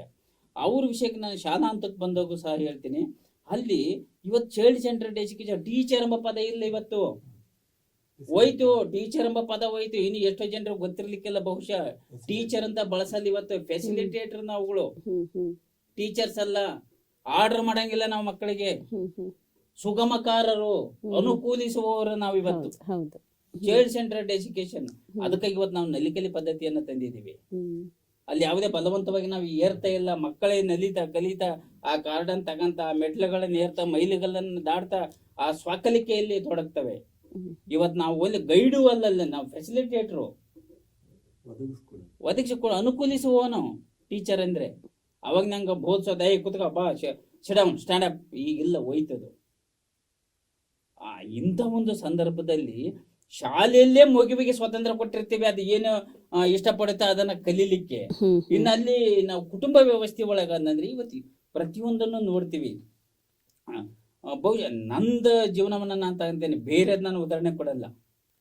ನಂದು ಯಾವುದೋ PUC ಆದ ತಕ್ಷಣಕ್ಕೆ ನಮ್ಮ ಅಪ್ಪಾಜಿ ಅವರ ಫ್ರೆಂಡ್ಸ್ ಮಗ ಒಬ್ರು BSc ಮ್ಯಾಥಮೆಟಿಕ್ಸ್ ಮಾಡಿ MSc ಮ್ಯಾಥಮೆಟಿಕ್ಸ್ ಮಾಡಿ ಮ್ಯಾಥಮೆಟಿಕ್ಸ್ ಲೆಕ್ಚರ್ ಆಗಿದ್ರು. ಅವ್ರು ಒಮ್ಮೆ ನಮ್ಮನೆಗೆ ಬಂದ, ನಮ್ಮ ಅಪ್ಪಾಜಿಗೆ ಕನಸು ನನ್ನ ಮಗ ಹಂಗ ಆಗ್ಬೇಕು ಅಂತ. ಆಮೇಲೆ ನಮ್ದು ಇಂಜಿನಿಯರಿಂಗ್ ಹೋಗ್ಬೇಕಾಯ್ತು, ನಾನು PUC ಮೇಲೆ ಕಳಿಸ್ಲಿಲ್ಲ. ಅವಾಗ ಏನಾಯ್ತು, BSc ಮಾಡ್ಬೇಕು ನೀನು ಅಂತಂದು PCM ನಾನು ಅಡ್ಮಿಷನ್ ಆದೆ. ಅವ ನನಗೆ ಇದ್ದಿದ್ದು, ನಾನು BSc ಮಾಡಕ್ಕೆ ನನ್ನ ಮನಸ್ಸಿರಲಿಲ್ಲ. ಪೋಷಕರ ಒತ್ತಾಯ, ಅಲ್ಲಿದ್ದಿದ್ದು ಪೋಷಕರ ಒತ್ತಾಯ, ನನ್ನ ಮನಸ್ಸು ಅದು ಇರಲಿಲ್ಲ. ಅದಕ್ಕೆ ನಾನೇನು ಮಾಡಿದೆ, ಹೋಗ್ಲಿ ಅಂತ ಒಂದು ಅರ್ಜಿ ಹಾಕಿದ್ದೆ TCHಗೆ, ಫ್ರೀ ಸೀಟ್ ಸಿಕ್ತು ನನಗೆ. ಅವತ್ತೇ ನಂದು ಹೇಳ್ತೀನಿ, ನನ್ನ ಮನಸ್ಥಿತಿ ಹೆಂಗಿತ್ತು ಅಂತಂದ್ರೆ, ನನಗೆ ಓದಕ್ಕೆ ಇಷ್ಟ ಇದ್ದಿದ್ದು ಇಂಜಿನಿಯರಿಂಗ್. ಇವ್ರು ಇಂಜಿನಿಯರಿಂಗ್ ಕಳಿಸ್ತಿಲ್ಲ, ಇವ್ರು ಯಾವುದೋ ಫ್ರೆಂಡ್ ಮಗ ಮ್ಯಾಥಮೆಟಿಕ್ಸ್ ಲೆಕ್ಚರ್ ಆಗಿದ್ದಾನೆ ಅಂತ ನಾನು ಆಗ್ಬೇಕಾ? ಎರಡನೇ ಬಿಟ್ಬಿಟ್ಟು ನಾನು TCH ಹೋದೆ. ನಂದು ನೈಜ ಒಂದು ನನ್ನ ಘಟನೆನೇ ಹೇಳ್ತಾ ಇದ್ದೀನಿ. ಹಿಂಗಿದ್ದಾಗ ಮಗುವಿನ ನಿರ್ಧಾರಕ್ಕೆ ಕೊಡಬೇಕು. ನಂದು ಓದೆ TCH ಮುಗಿಸ್ಕೊಂಡು ಬಂದೆ, ಸಡನ್ ಆಗಿ ಅಪಾಯಿಂಟ್ ಆಯ್ತು, ನನ್ನ ಲೈಫು ಸೆಟ್ಲ್ ಆಯ್ತು. ಬಹುಶಃ ಯಾಕೆ ಹೇಳ್ತಾ ಇದ್ದೀನಿ ಅಂದ್ರೆ, ಬೇರೆಯವ್ರದ್ದು ಉದಾಹರಣೆ ಕೊಡೋದಕ್ಕಿಂತ ನಂದೇ ಉದಾಹರಣೆ ನಾನು ಕೊಡ್ತಾ ಇದ್ದೀನಿ. ಇವತ್ತು ಇದು ಬರೀ ಇಷ್ಟೇ ಅಲ್ಲ, ನಾನು ಹೇಳ್ತೀನಿ, ಇದು ರಾಜ್ಯವು ನಾನು ಶಿಕ್ಷಣ ಕ್ಷೇತ್ರದಿಂದ ಹೊರಗಡೆ ಬರ್ತೀನಿ. ಈಗ ಒಂದು ರೈತ ಕುಟುಂಬ, ಒಂದು ಕೃಷಿ ಕುಟುಂಬ ಇರ್ಬೋದು, ಒಂದು ಕಾಯಕ ವೃತ್ತಿ ಕುಟುಂಬ, ಕಸಬುಗಳು ಬರ್ತಾವಲ್ಲ, ಕಸಬುಗಳಲ್ಲಿ ಬಂದಂತ ಒಂದು ಸಂದರ್ಭದಲ್ಲಿ ಈಗ ಒಬ್ಬ ಬುಟ್ಟಿ ಎಣಿತಾ ಇರ್ತಕ್ಕಂಥದ್ದು, ನೇಯ್ಗೆ ಮಾಡ್ತಕ್ಕಂಥ ಕಾಯಕ, ನಂದು ಇದು ನೇಯ್ಗೆ ಮಾಡ್ಬೇಕು, ನೀನು ನೇಯ್ಗೆ ಮಾಡ ಅಂದ್ರೆ ಮಗ ಮಾಡ್ತಾನ? ಇವತ್ತಿನ ಎಷ್ಟು ವೃತ್ತಿಗಳು ಉಳ್ಕೊಂಡಿದ್ದಾವೆ, ಎಷ್ಟು ಗುಡಿ ಕೈಗಾರಿಕೆಗಳು ಇವತ್ತು ಉಳ್ಕೊಂಡಿದ್ದಾವೆ. ನೀವು ಹೇಳಿದಂಗೆ ಪೋಷಕರ ಮಕ್ಕಳ ಭವಿಷ್ಯವನ್ನು ನಿರ್ಧಾರ ಮಾಡ್ಬೇಕಾಗಿತ್ತಂದ್ರೆ ಎಷ್ಟು ಮಕ್ಕಳು ತಂದೆಯ ಒಂದು ಕಸಬನ್ನ ಅವಲಂಬಿಸ್ತಾ ಇದ್ದಾರೆ. ಆ ಮಗುಗೆ ಯಾವ್ದ್ರಲ್ಲಿ ಆಸಕ್ತಿ ಇರುತ್ತೋ ಅದ್ರ ಕಡೆ ಅದು ಯೋಚನೆ ಮಾಡುತ್ತೆ. ಅವನು ನೋಡ್ತಾನೆ, 10 ಜನ ಮಕ್ಕಳು ನೋಡ್ತಾನೆ, ಬೇರೆ ಬೇರೆ ಶೈಕ್ಷಣಿಕವಾಗಿ ಪ್ರಗತಿ ಆಗಿರೋರು ನೋಡ್ತಾನೆ, ಬೇರೆ ಬೇರೆ ನೌಕರಿ ನೋಡ್ತಾನೆ. ನಾನು ಹಂಗೆ ಓದ್ಬೇಕು, ನಾನು ಹಂಗಿರ್ಬೇಕು, ಅಪ್ಪ ನೀನ್ ಹೇಳಿದಾಗ ನಾನು ಕೇಳಲ್ಲಪ್ಪ, ನಾನು ಓದ್ಬೇಕು, ಚೆನ್ನಾಗಿ ಓದ್ಬೇಕು, ನಾನು ಅಂತ ಇಂಗ್ಲಿಷ್ ಮೀಡಿಯಂ ಸ್ಕೂಲ್ಗೆ ಸೇರಬೇಕು, ನಾನು ಸೈನ್ಸ್ ತಗೋಬೇಕು, ನಾನು ಇಂಜಿನಿಯರಿಂಗ್ ಹೋಗ್ಬೇಕು ಅಂದ್ರೆ ಮಗು ಆಟ ಮಾಡಿ ಓದುತ್ತೆ, ತನ್ನ ಭವಿಷ್ಯವನ್ನ ತಾನೇ ನಿರ್ಧಾರ ಮಾಡ್ಕೊಂತಾನೆ. ಅಂತ ವಸ್ತಿಲಲ್ಲಿ ಓದ್ತಿದೀವಿ ನಾವು. ಇನ್ನು ಯಾವ ಕಾಲಘಟ್ಟದಲ್ಲಿ ನಮ್ಮ ಜಂಗಡಿ ಸರ್ ಯೋಚನೆ ಮಾಡಿ ಇನ್ನು ಎದುರುಗಡೆ ವಾದ ಮಾಡೋರು ನಾವು ಕಾಯ್ತಾ ಇದೀವಿ ಅಂತಂದ್ರೆ ಗೊತ್ತಿಲ್ಲ. ನಾವು ವಿಶಾಲ ದೃಷ್ಟಿಕೋನದಿಂದ ತಗೊಂಡಾಗ ಪೋಷಕರಲ್ಲ ನಿರ್ಧಾರ ಮಾಡಬೇಕಾಗಿತ್ತು, ಮಕ್ಕಳು ಅವರವರೇ ನಿರ್ಧಾರ ಮಾಡಬೇಕು. ಪೋಷಕರು ಎಲ್ಲಿವರೆಗೆ ನಿರ್ಧಾರ ಮಾಡ್ತೀರಿ? ಹೌದು. ಈ ಇತ್ತೀಚಿನ ದಿನಗಳಲ್ಲಿ ನೋಡ್ಬೇಕಾದ್ರೆ LKGಗೆ ಮಗುನ ದಾಖಲೆ ಮಾಡ್ಬೇಕು ಅಂದ್ರೆ, ಶಾಲೆಗೆ ದಾಖಲೆ ಮಾಡ್ಬೇಕು ಅಂದ್ರೆ, ಆ ಪೋಷಕರು ಬರ್ತಾರೆ, ನೋಡು ಪಾಪು ನಿನ್ಗೆ ಸ್ಕೂಲ್ ಇಷ್ಟ ಆಯ್ತಾ, ಚೆನ್ನಾಗಿದ್ಯಾ, ನೀನ್ ಇಲ್ಲೇ ಸೇರ್ತೀಯಾ, ಏನ್ ಮಾಡ್ತೀಯಾ, ಹಿಂಗೆ ಕೇಳೋ ಅಂತ ಒಂದು ಪರಿಸ್ಥಿತಿ ಬಂದ್ಬಿಟ್ಟಿದೆ. ಯಾಕೆಂದ್ರೆ ಆ ಮಗುಗೆ ಬಿಡ್ತಾ ಇದ್ದಾರೆ ಚಾಯ್ಸ್, ನೀನ್ ಇದಕ್ ಸೇರ್ತೀಯಾ ಅಂತ. ಈ ಒಂದು ದೃಷ್ಟಿಕೋನದಲ್ಲಿ ಒತ್ತಡ ಏರಿದಂತ ಸಂದರ್ಭದಲ್ಲಿ ಮಕ್ಕಳು ಮಾನಸಿಕವಾಗಿ ದುಸ್ತರಗೊಂಡ್ಬಿಟ್ಟು ಅನಾಹುತಗಳಿಗೀಡಾಗ್ತಾ ಇದ್ದಾವೆ ಮಕ್ಕಳು. ಇವತ್ತು ಪೋಷಕರ ಒತ್ತಾಯಕ್ಕೆ ತಾವು ಸುಸೈಡ್ ಅಂತ ಒಂದು ಪ್ರಸಂಗಕ್ಕೆ ಸಿಗಾಕ್ಯಂತ ಹೌದು ಇದ್ದೇವೆ ಹೌದು. ಮಕ್ಕಳಿಗೆ. ಯಾಕೆಂದ್ರೆ ಮಕ್ಕಳ ಮನಸ್ಸು ಆ ಮಟ್ಟಕ್ಕಾಗಿದೆ ಪ್ರಸ್ತುತತೆಯಲ್ಲಿ. ನಾವು ಮಕ್ಕಳ ಮನಸ್ಸನ್ನ ಆ ಒಂದು ಏನು ಏನ್ ಬರುತ್ತೆ ಅದನ್ನ ಎದುರಿಸುವಂತ ಸಾಮರ್ಥ್ಯ ಇಲ್ಲದೆ ಹೋಗಿದೆ ಅವರಿಗೆ. ತಾನೇನಾಗಬೇಕು ಅದು ಆಗಬೇಕು, ಆ ಒಂದು ನಿರ್ಧಾರನ ನನಗೆ ಬಿಡಬೇಕು ಅನ್ನೋವಂಥ ಮನಸ್ಥಿತಿ ಆ ಮಕ್ಕಳಲ್ಲಿ ಬಂದಿರುತ್ತೆ. ಹಾಗಾಗಿ ಅವರಿಗೆ ತಮ್ಮ ಭವಿಷ್ಯವನ್ನ ನಿರ್ಧರಿಸ್ಕೊಳ್ಳುವಂಥ ಸಾಮರ್ಥ್ಯ ಇರುತ್ತೆ. ಹಾಗಾಗಿ ಮಕ್ಕಳೇ ಅವರ ಭವಿಷ್ಯವನ್ನು ನಿರ್ಧರಿಸ್ಕೋಬೋದು. ಅದಕ್ಕೆ ವಿವೇಕಾನಂದ ಅವರ ಘೋಷವಾಕ್ಯವನ್ನು ಕೂಡ ಅವರು ಉದಾಹರಣೆ ಕೊಟ್ಟರು. ಎದುರಾಳಿಯ ವಾದವನ್ನ ಕೌತುಕದಲ್ಲಿ ಕಾದು ಆಲಿಸಿ ಕಾಯ್ತಾ ಇದ್ರಿ ತಾವು, ಹೇಗೆ ಮಕ್ಕಳೇ ತಮ್ಮ ಭವಿಷ್ಯವನ್ನು ನಿರ್ಧಾರ ಮಾಡ್ಕೋತಾರೆ ಅಂತ ಅವ್ರು ವಾದ ಮಾಡ್ತಾರೆ ಅಂತ. ಅವರ ವಾದಕ್ಕೆ ಪ್ರತಿವಾದವಾಗಿ ಉಮೇಶ್ ಸರ್ ತಾವೇನು ಹೇಳ್ತೀರಾ? ಸಮಸ್ತ ಬಸವ ಟಿವಿ ವೀಕ್ಷಕರಿಗೆ ಶರಣಾರ್ಥಿಗಳು. ಪ್ರತಿಸ್ಪರ್ಧಿಗಳು ನೀವೇನು ಮಕ್ಕಳ ಭವಿಷ್ಯವನ್ನ ನಿರ್ಧಾರ ಮಾಡ್ಕೊಳ್ತಾರೆ ಅಂತ ಹೇಳ್ತಿದ್ರೆ ಬಹಳ ದೊಡ್ಡ ಹಾಸ್ಯಾಸ್ಪದ ವಿಚಾರ ಇದು. ಸಾಧ್ಯನೇ ಇಲ್ಲ ಇದು. ಕೇಳಿಸ್ಕೊಳ್ರಿ, ಒಬ್ಬ ಶಿಲ್ಪಿ ಒಂದು ಕಲ್ಲನ್ನ ಕಟೆದು ಕಟೆದು ಕಟೆದು ಒಂದು ಮೂರ್ತಿಯನ್ನಾಗಿ ಮಾಡ್ತಾನೆ. ಶಿಲ್ಪಿ ತಾನೇ ಶಿಲ್ಪನೇ ತಾನೇ ಮೂರ್ತಿ ಆಗಲ್ಲ. ಮಾಡ್ಕೊಳಕ್ ಬರೋದಿಲ್ಲ. ಇಲ್ಲಿ ಕಲ್ಲು ಇದೆಯಲ್ಲ, ಅದು ಕಾಡ್ಗಲ್ಲು. ಅದನ್ನ ಶಿಲ್ಪಿ ಕಟೆದು ಕಟೆದು ಶಿಲ್ಪಿ ಮಾಡ್ಲಿಲ್ಲ ಅಂದ್ರೆ ಆ ಶಿಲ್ಪ ಇದು ಮೂರ್ತಿನೇ ಆಗಲ್ಲ, ದೇವ್ರ ಮೂರ್ತಿ ಆಗಲ್ಲ, ಅದು ಕಲ್ಲಾಗ್ತದೆ. ನೋಡಿ, ಇವತ್ತಿನ ದಿನದಲ್ಲಿ ನೀವೇನು ಶಿಕ್ಷಣ, ತಂತ್ರಜ್ಞಾನ, ವಿಜ್ಞಾನ ಹಾಗೆ ಹೀಗೆಲ್ಲ ಹೇಳಿದ್ರಲ್ಲ, ಅದೇ ವಿಜ್ಞಾನ ತಂತ್ರಜ್ಞಾನದಲ್ಲಿ ಸೈಬರ್ ಕ್ರೈಮ್ ಹೆಚ್ಚಾಗ್ತಾ ಇದಾವೆ. ಯಾಕೆ? ದಾರಿ ತಪ್ಪಿದ ಮಕ್ಕಳು, ಪೋಷಕರಿಂದ ತಪ್ಪಿಸೋಗಿರ್ತಕ್ಕಂಥ ಮಕ್ಕಳುಗಳು ಸಮಸ್ಯೆ ಆಗ್ತಾ ಇದ್ದಾರೆ. ಇವತ್ತು ಗಂಡಾಂತರವನ್ನು ಸೃಷ್ಟಿಸ್ತಾ ಇದ್ದಾರೆ. ಬಾಲಾಪರಾಧಿಗಳ ಸಂಖ್ಯೆ ಹೆಚ್ಚಾಗ್ತಾ ಇದೆ, ಸೈಬರ್ ಕ್ರೈಮ್ಗಳ ಸಂಖ್ಯೆ ಹೆಚ್ಚಾಗ್ತಾ ಇದೆ. ಗಮನಿಸಬೇಕು ನೀವು. ಯಾಕೆ ಹೆಚ್ಚಾಗ್ತಾ ಇದ್ದಾವೆ? ಹಿಂದೆಲ್ಲ ಹೆಚ್ಚಾಗ್ತಿರ್ಲಿಲ್ಲ, ಈಗ ಹೆಚ್ಚಾಗ್ತಿದೆ. ಯಾಕೆ? ಕಾರಣ ನೋಡಿ, ಯಾವತ್ತು ಪೋಷಕರ ಅಧೀನದಲ್ಲಿ ಮಕ್ಕಳು ಬೆಳೀತಾ ಇದ್ರು ಅವತ್ತು ಮಕ್ಕಳು ದಾರಿ ತಪ್ಪಿರ್ಲಿಲ್ಲ. ಪೋಷಕರ ಹಿಡಿತ ಯಾವತ್ತು ತಪ್ಪೋ ಅವತ್ತು ಮಕ್ಕಳು ದಾರಿ ತಪ್ಪಕ್ಕೆ ಆರಂಭ ಮಾಡಿದ್ರು. ಒಂದು ಮಗು, ಒಂದು ತಾಯಿ, ತಂದೆ ಅಂತ ಅಂದ್ರೆ ಅದು ಬರೀ ಜೈವಿಕ ದೈಹಿಕ ಮಾತ್ರ ಅಲ್ಲ, ಅದು ಮಾನಸಿಕ ಕರುಳು ಬಳಿ ಸಂಬಂಧ. ಅದು ಆ ಕರುಳು ಬಳಿ ಸಂಬಂಧವನ್ನ ಚಿವುಟಕ್ಕಾಗಲ್ಲ. ಆ ಮಗು ಒಂದೆಲ್ಲೋ ಒಂದ್ ಕಡೆ ಹೋಗ್ತದೆ, ಬಿದ್ರೆ ಯಪ್ಪ ಅಂತದೆ, ಯಮ್ಮ ಅಂತದೆ, ಮಮ್ಮಿ ಅಂತದೆ. ಅಂದ್ರೆ ಅರ್ಥ ಪ್ರತಿ ಕ್ಷಣದಲ್ಲೂ ಗೈಡ್ ಮಾಡಬೇಕು, ಮಾರ್ಗದರ್ಶಿ ಮಾಡಬೇಕು ಅಂತ ಶಕ್ತಿ ಪೋಷಕರಿಗೆ ಮಾತ್ರ ಇರೋದು, ಮಗುವಿಗೆ ಬರಲ್ಲ. ಒಪ್ಕೊಂತೀನಿ, ಗೈಡ್ ಮಾಡಬೇಕು, ಮಾರ್ಗದರ್ಶನ ಮಾಡಬೇಕು. ಜೊತೆಗೆ ಮುಂದುವರಿದು ಯಾಕೆ ನಿರ್ಧಾರ ಮಾಡ್ಬೇಕು ಅಂತ ಹೇಳ್ತೀನಿ ಕೇಳಿ. ನಮ್ಮ ಬೆನ್ನು ನಮಗ್ ಕಾಣಲ್ಲ, ನಾವ್ ಯಾವ ದಾರಿಯನ್ನ ಸಾಕ್ಬೇಕು, ಯಾವ ದಾರಿಯಲ್ಲಿ ಸಾಕ್ಬೇಕು, ಏನ್ ನಿರ್ಧಾರ ಮಾಡ್ಬೇಕಂತ ನಾವು ಅನುಭವ ಗೋಷ್ಠಿಯಲ್ಲಿ ಮಾತಾಡ್ತಾ ಇದೀವಿ. ಅನುಭವ ಮತ್ತು ಅನುಭಾವ ಇಬ್ಬರಿಗೂ ಇರ್ತದೆ. ಆ ನಿಟ್ಟಿನಲ್ಲಿ ವಿಚಾರ ಮಾಡಬೇಕು ಬಂಧುಗಳು. ನೀವು ಯಾಕೆ ಹೆಂಗೆ ಮಾತಾಡ್ತಿದ್ರು ನಂಗೆ ಗೊತ್ತಿಲ್ಲ. ಕಾರಣ ಇಷ್ಟ ಕೇಳಿ, ಗುರಿ ಮತ್ತು ಗುರು ಇರಬೇಕು. ಮುಂದೆ ಗುರಿ ಇರಬೇಕು, ಹಿಂದೆ ಗುರು ಇರಬೇಕು. ಗುರಿನೂ ಇಲ್ಲ ಇಲ್ಲಿ. ಗುರು ಅಂದ್ರೆ ಬರೀ ಗುರು ಅಂತಲ್ಲ, ಪೋಷಕರು ಅಂತಾನೂ ಅರ್ಥ ಆಗ್ತದೆ.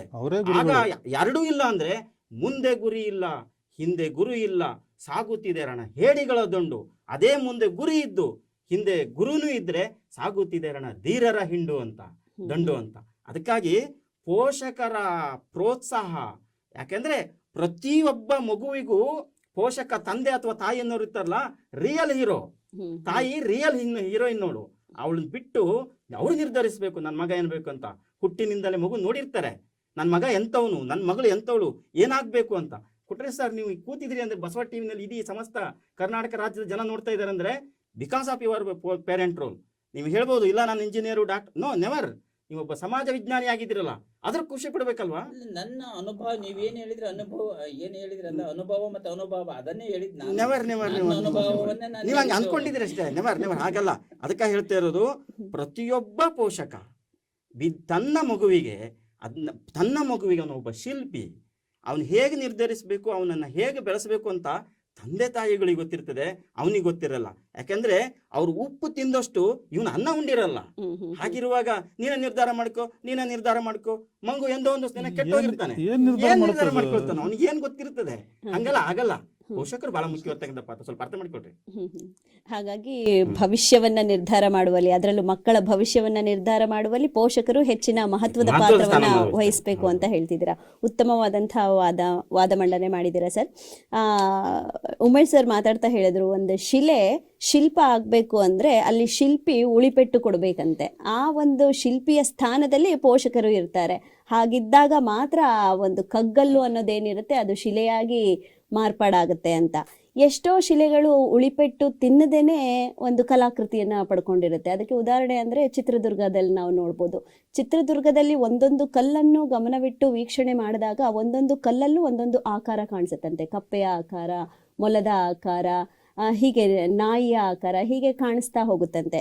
ಹಾಗಾಗಿ ಅದನ್ನ ಚಿತ್ರದುರ್ಗ ಅಂತ ಹೇಳಿ ಕರೀತಾರೆ. ಅದಕ್ಕೆ ಯಾರು ಯಾವ ಉಳಿಪೆಟ್ಟನ್ನು ಕೊಟ್ಟಿಲ್ಲ, ತನ್ನ ಒಂದು ಆಕಾರವನ್ನ ಅದು ಮಾಡ್ಕೊಂಡಿದೆ ಅಂತ. ಈ ಒಂದು ನಿಟ್ಟಿನಲ್ಲಿ ಹೇಳೋದಾದ್ರೆ ಶಿಲೆ ಒಂದು ಶಿಲ್ಪ ಆಗಬೇಕು, ಅದಕ್ಕೊಂದು ಗೌರವ ಸಿಗಬೇಕು ಅಂದರೆ ಆ ಚಿತ್ರದುರ್ಗದಲ್ಲಿರುವಂಥ ಎಲ್ಲ ಕಲ್ಲಿಗೂ ಗೌರವ ಸಿಗ್ತಾ ಇಲ್ಲ. ಆದರೆ ಶಿಲ್ಪಿಯ ಕೈಯಿಂದ ಉಳಿಪೆಟ್ಟು ತಿಂದಂತಹ ಆ ಮೂರ್ತಿ ಶಿಲ್ಪ ಏನಾಗುತ್ತೆ ಅದಕ್ಕೊಂದು ಗೌರವ ಸಿಗುತ್ತೆ. ಅಂತಹ ಗೌರವ ಸಿಗಬೇಕು ಅಂದರೆ ಪೋಷಕರ ಬೆಂಬಲ ಇರಬೇಕು, ಅವರು ಭವಿಷ್ಯವನ್ನ ನಿರ್ಧಾರ ಮಾಡಬೇಕು ಅನ್ನೋಂಥ ಉಮೇಶ್ ಸರ್ ಅವರ ವಾದಕ್ಕೆ ಪ್ರಸನ್ನ ಸರ್ ತಾವೇನು ಹೇಳ್ತೀರಾ? ಸಮಸ್ತ ಬಸವ ಟಿವಿ ವೀಕ್ಷಕರಿಗೆ ಶರಣಾರ್ಥಿ.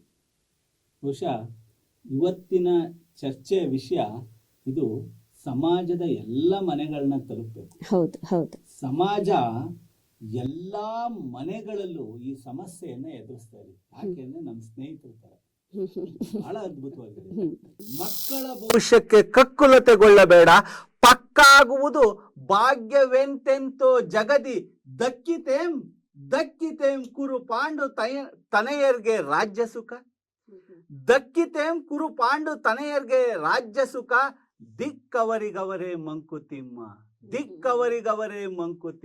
ಸ್ವಾಮಿ ತುಂಬಾ ಚೆನ್ನಾಗಿ ಹೇಳಿರು. ಶಾಲೆ ಆರಂಭದಿಂದಲೇ ನಾವು ಮಕ್ಕಳು ಭವಿಷ್ಯ ನಿರ್ಧರಿಸ್ತೀವಿ. ₹1,00,000 ಫೀಸ್ ಕಟ್ಟಿ ICIC ಶಾಲೆ ಕಳಿಸ್ತೆ, CBSE ಶಾಲೆ ಕಳಿಸ್ತೆ ಅಂದ ತಕ್ಷಣ ಭವಿಷ್ಯ ನಿರ್ಧಾರ ಮಾಡಕ್ಕಾಗುತ್ತಾ ನೀವು? ಅವನ್ ಇಷ್ಟ ಕಷ್ಟ ಬೇಡವಾ? ಯಾರು ಕೇಳೋದು ಅವನ್ ಇಷ್ಟ ಕಷ್ಟನ? ರಕ್ತ ನೋಡಿ 3 ದಿವಸ ಮೂರ್ಛೆ ಹೋಗ್ತಾನೆ, ಅವ್ನು ಡಾಕ್ಟರ್ ಮಾಡ್ಬೇಕು, ನಾನು ₹1,00,000 ಫೀಸ್ ಕಟ್ಟಿನಿ ಅಂತೀರ. ಎಂತ ಖಿನ್ನತೆಗೊಳಗಾಗುತ್ತ ಮಗು. ಗಣಿತನೇ ಬರಲ್ಲ, ಅವ್ನು ಇಂಜಿನಿಯರ್ ಆಗ್ಲೇಬೇಕು. ನೀನು ನನ್ನ ಗೌರವ ಏನಾಗುತ್ತೆ ಸಮಾಜದಲ್ಲಿ? ಇಂಥ ನೀವು ಪ್ರೋತ್ಸಾಹ ಕೊಡೋದ್ನು ನಿರ್ಧಾರ ಮಾಡೋದ್ನು ಎರಡು ಒಂದೇ ಮಾಡ್ತೀರಾ? ಅಲ್ಲ, ಎರಡು ಒಂದೇನಾ? ನೀವು ಮಗುವಿನ ಆಸೆ ಆಕಾಂಕ್ಷೆಗಳನ್ನ ಯಾವತ್ತಾರು ಕೇಳಿದೀರಾ? ಭವಿಷ್ಯ ಅಂದ್ರೆ ಏನು? ಅವನಿಗೂ ಒಂದು ಭಾವನೆ ಇರುತ್ತೆ, ಅವನಿಗೊಂದು ಆಸಕ್ತಿ ಇರುತ್ತೆ. ಅರೆ ಅದ್ಭುತ, ಒಬ್ಬ ಕಲಾವಿದನ್ನ ಬೇಡಪ್ಪ ಬಾಯ್ಲಿ, ನೀನು ಓದ್ ಬಾಯ್ಲಿ ಅಂತ ಕೂರ್ಸ್ಬಿಟ್ಟೆ. ಯಾಕೆ? ಕಲಾವಿದದ್ದು ಕಾಯಕ ಅಲ್ವಾ? ತುಂಬಾ ಚೆನ್ನಾಗಿ ಹೇಳಿರು. ಈ ಜಗತ್ತು ಸೃಷ್ಟಿಯಾಗದೆ ನಿನ್ನ ಜೊತೆ ನೀನು ಮಾತಾಡಿದಾಗ talk to yourself because you are achieving something. ನಾನು ನನ್ನ ಜೊತೆ ಮಾತಾಡಿದಾಗ ಮಾತ್ರ ನನ್ನ ಅಂತಸತ್ವ ಗೊತ್ತಾಗೋದು, ನನ್ನ ಶಕ್ತಿ ಗೊತ್ತಾಗ. ನನ್ನ ಜೊತೆ ಮಾತಾಡಕ್ಕೆ ಬಿಡಲ್ಲ, ನೀವೇ ಅಲ್ಲ ನಿರ್ಧಾರ.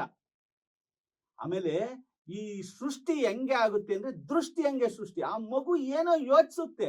ತುಂಬಾ ಚೆನ್ನಾಗಿ ಹೇಳಿದ್ರೆ ಗುರುಗಳೇ, ಬುದ್ಧನ ಅವ್ರ ತಂದೆ ಬಹಳ ಅದ್ಭುತವಾಗಿ ಕಟ್ಟಾಕ್ಬಿಟ್ರು ಕಣ್ರಿ. ಶುದ್ಧೋಧನ ಮತ್ತು ಮಹಾಯಾದೇವಿ ನಿನಗೆ ಕಟ್ಟಾಕ್ಬಿಟ್ರು. ಆಯ್ತಾ? ಹೊರಗೆ ಹೋಗ್ತಾನೆ ಅಂತ ಮುಂಚೆ ಆಯ್ತಾ? ಹಿರಣ್ಯಕಶಿಪು ಪ್ರಹ್ಲಾದನ್ನ ಯಾವ್ಯಾವ ಅವನ ಮಾರ್ಗದಲ್ಲಿ ತಂದೆ ತಾಯಿಗಳು ಭವಿಷ್ಯ ನಿರ್ಧರಿಸಕ್ ಹೋದ್ರು. ಆಯ್ತಾ? ಅವನ ಆಲೋಚನೆಗಳನ್ನ ನೀವು ತಂದೆ ಗುರು ಹೇಳಿರಿ, ನೀವು ಬಹಳ ಚೆನ್ನಾಗಿ ಹೇಳಿರಿ. ನಾನು ನಿಮ್ ಮಾತು ಒಪ್ತೀನಿ, ಹಿಂದೆ ಗುರು ಇರ್ಬೇಕು. ಹೌದು, ನೀವು ಪ್ರೋತ್ಸಾಹ ಕೊಡಿ ಸ್ವಾಮಿ. ಅವನನ್ನ ಆಕಾಶಕ್ಕೆ ಹಾರಕ್ ಬಿಡಿ.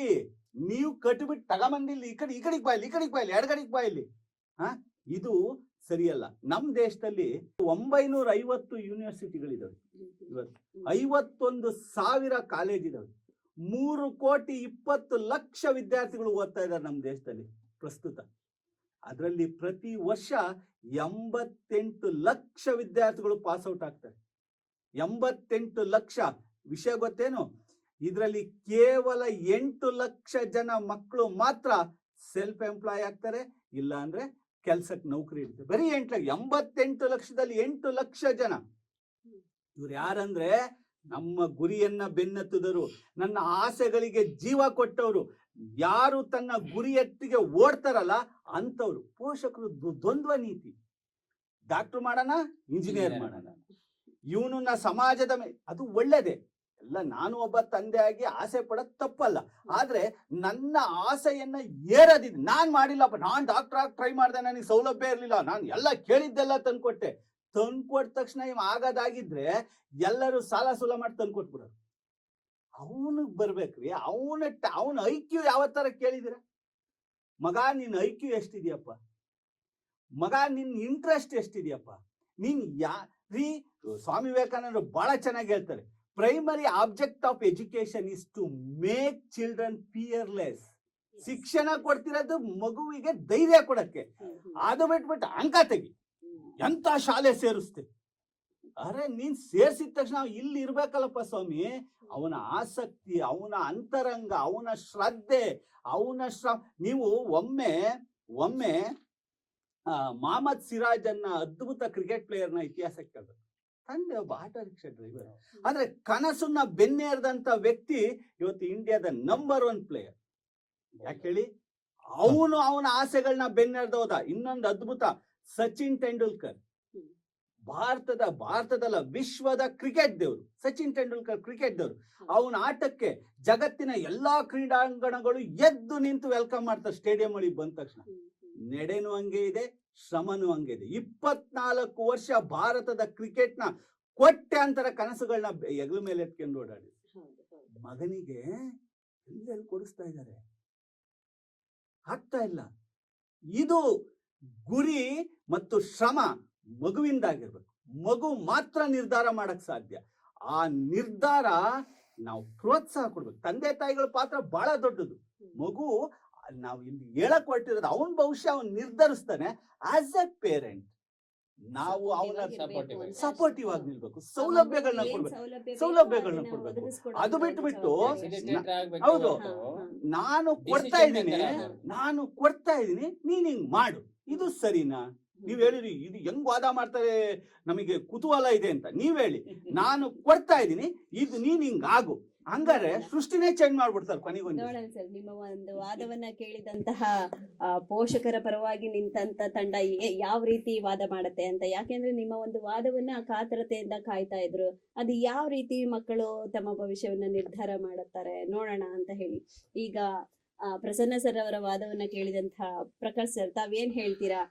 ಮಕ್ಕಳ ಭವಿಷ್ಯ ಯಾವ ರೀತಿ ಅವರು ನಿರ್ಧಾರ ಮಾಡಬಲ್ಲರು? ಯಾಕೆ ಅಂದ್ರೆ ನಾನು ಏನ್ ಆಗ್ಬೇಕು ಅನ್ನೋದು ನನಗ್ ಗೊತ್ತಿರ್ಬೇಕು, ಆಗ ಅದರಲ್ಲಿ ಆಸಕ್ತಿ ಇರ್ಬೇಕು. ಆ ಆಸಕ್ತಿ ಇದ್ದಾಗ ಮಾತ್ರ ನಾನು ಅದನ್ನ ಆಸಕ್ತಿದಾಯಕವಾಗಿ ಮಾಡ್ತೀನಿ, ಮತ್ತೆ ಆ ಗುರಿ ತಲುಪೋದಿಕ್ಕೆ ಪ್ರಾಮಾಣಿಕ ಪ್ರಯತ್ನವನ್ನ ಮಾಡ್ತೀನಿ. ಇಲ್ಲ ಅಂದ್ರೆ ಖಂಡಿತ ಮಾಡೋದಿಲ್ಲ. ಯಾಕೆಂದ್ರೆ ಯಾರೋ ಏನೋ ಒತ್ತಡ ಹಾಕ್ತಿದ್ದಾರೆ ಅಂದಾಗ ನಾನು ಅದನ್ನ ಮಾಡ್ಲಿಕ್ಕೆ ಇಂಟ್ರೆಸ್ಟ್ ಇರಲ್ಲ, ಅದ್ರ ಕಡೆ ಹೋಗ್ಬೇಕು ಅಂತ ಪ್ರಾಮಾಣಿಕ ಪ್ರಯತ್ನನೂ ಆಗಲ್ಲ. ಹಾಗಾಗಿ ನಾನು ಏನ್ ಮಾಡ್ಬೇಕು ಅದನ್ನ ನಾನೇ ನಿರ್ಧಾರ ಮಾಡ್ಬೇಕು ಅನ್ನುವಂಥ ಪ್ರಸನ್ನ ಸರ್ ಅವರ ವಾದಕ್ಕೆ ಸರ್ ಏನ್ ಹೇಳ್ತೀರಾ? ನಮ್ಮ ಪ್ರಸನ್ನ ಕುಮಾರ್ ಅವರ ವಾದನೂ ಕೇಳಿದೆ, ನಮ್ಮ ಕೊಟ್ರ ಸರ್ ವಾದನೂ ಕೇಳಿದೆ. ಹಂಗಂತ ಕೇಳಿರ್ತಕ್ಕಂಥ ಬಸವ ಟಿವಿ ವೀಕ್ಷಕರಿಗೆ ನಾನು ಹೇಳ್ತೀನಿ, ವಾದ ಮಾಡಿದ್ರು, ಸ್ವಲ್ಪ ಚೆನ್ನಾಗೇ ಮಾತಾಡಿದ್ರು. ಬಟ್ ಆ ವಾದ ಚೆನ್ನಾಗ್ ಮಾಡಿದ್ರು, ಬಟ್ ಹುರುಳಿಲ್ಲದ ವಾದ. ಅದು ಹುರುಳಿಲ್ಲದ ವಾದ. ಯಾಕೆ ಹುರುಳಿಲ್ಲದ ವಾದ ಅಂತ ನಾನು ಕರಿತೀನಿ ಅಂತಂದ್ರೆ, ಹುರುಳಿಲ್ಲದ ವಾದ ಅಂತ ಇಲ್ಲ, ಅದು ಅರ್ಥ ಆಗಿದ್ಕೆ ಮತ್ತೆ ನನ್ನ ಅರ್ಥೈಸ್ಬೇಕಾದ್ರೆ ಇನ್ನೊಂದು ಚರ್ಚೆ. ಹುರುಳಿಲ್ಲದ ವಾದ ಅಂತ ನಾನೇ ಹಾಕರದೆ ಅಂದ್ರೆ, ಅವ್ರು ಮಾತಾಡ್ಬೇಕಾದ್ರೆ CBSE ಶಾಲೆ ಹಾಕಿದ್ರ ಆಯ್ತಾ, ICSE ಶಾಲೆಗೆ ಆಯ್ತಾ, ಮಗುವಿನ ಬೇಕು ಬೇಡಗಳನ್ನ ಕೇಳ್ಕೋಬಾರ್ದಾ ಅಂತ ಕುಟ್ಟಿ ಹೇಳಿದ್ರು. ಮಗುವಿನ ಬೇಕು ಬೇಡ ಅಂದ್ರೆ, ಅಪ್ಪ ನಾನು ಸ್ಕೂಲಿಗೆ ಹೋಗಲ್ಲ ಅನ್ನೋದು ಅಳುತ್ತೆ. ಎಲ್ಲಿ ಹೋಗುತ್ತೆ ಸರ್? 5ನೇ ಕ್ಲಾಸ್ ತನಕ ಮಗುವಿಗೆ ಶಾಲೆಯ ಬಗ್ಗೆ ಆಸಕ್ತಿ. ನಿಮ್ಮ ಶಾಲೆಗೆ ಬಂದಿರತಕ್ಕಂಥ ಅಡ್ಮಿಷನ್, ನೀವು ಕೂಡ ಟೀಚರು, ಅಡ್ಮಿಷನ್ ತಗೋಬೇಕಾದ್ರೆ ಮಕ್ಕಳ ಹತ್ರ ಬಂದು ಕೂರಿಸ್ತಾವ, ಅಳ್ತಾ ಇರುತ್ತೆ. ಅಪ್ಪನ ಹತ್ರ ಹೋಗ್ತೀನಿ, ಅಮ್ಮನ ಹತ್ರ ಹೋಗ್ತೀನಿ ಅಂತ, ಕುತ್ಕೊಳ್ಳೋ ನಿಮ್ಮ ಅಮ್ಮ ಹೇಳೋ, ಪಾಪ ಕುಂದ್ರಿಸ್ತಾರ ಅವ್ರನ್ನ. ಅಲ್ಲಿ ಮಗುವಿನ ಬೇಕು ಬೇಡಗಳನ್ನ ನಾವಲ್ಲ ಲೆಕ್ಕಾಚಾರ ಆಗಕ್ಕಾಗುತ್ತಾ ಸರ್? ಹಂಗೆಲ್ಲ ನೀವು ಲಕ್ಷಗಟ್ಲೆ ಅಲ್ಲ, ಹಂಗೆಲ್ಲ ಲಕ್ಷಗಟ್ಲೆ ಫೀಸ್ ಕಟ್ಬಿಟ್ಟು ನಾನು ಎಲ್ಲಿ ಹೇಳಿದೆ ಸರ್? ನಾನು ಎಲ್ಲಿ ಹೇಳಿದೆ? ಅಲ್ಲ, ನಾನು ತಪ್ಪು, ಅದನ್ನೇ ನಾನು ಹೇಳ್ತೀನಿ. ನಾನು ಎಲ್ಲಿ ಹೇಳಿದೆ ಸರ್? ನಾನು ಹೇಳಿದ ಡಾಕ್ಟರ್ ಅಲ್ಲ, ನಾನು ಇಲ್ಲಿ ನಾವು ಡಾಕ್ಟರ್ ಅಂತ ಹೇಳಿಲ್ಲ. ನಾನು ನನ್ನ ಮೊದಲಿನ ವಾದದಲ್ಲಿಯೂ ಕೂಡ ಸ್ಪಷ್ಟ ಕಲ್ಪನೆಯನ್ನ ಕಟ್ಟಿಕೊಂಡಿದ್ದೀನಿ. ಅವ್ರು ಕೇಳ್ಕೊಳ್ಳಿಲ್ಲ. ಮಗುವಿನ ಆಸಕ್ತಿಯನ್ನ ಗಮನಿಸಿ, ಮಗುವಿಗೆ ಬೇಕು ಬೇಡಗಳನ್ನ ನಿರ್ಧರಿಸಿ ಅವನ ಭವಿಷ್ಯವನ್ನ ಕಟ್ಟಿಕೊಡುವ ಮಾರ್ಗದರ್ಶಕ ಅಂತ ಹೇಳಿದ್ರು. ನಾನು ಡಾಕ್ಟರ್ ಒಬ್ಬ ಏನು ಹತ್ತದೇ ಇರ್ತಕ್ಕಂಥ ಮಗುವಿನ ನಾನು ಡಾಕ್ಟರ್ ಮಾಡ್ತೀನಿ ಅಂತ ಹೇಳಿದ್ನ, ಇಂಜಿನಿಯರ್ ಮಾಡ್ತೀನಿ ಅಂತ ಹೇಳಿ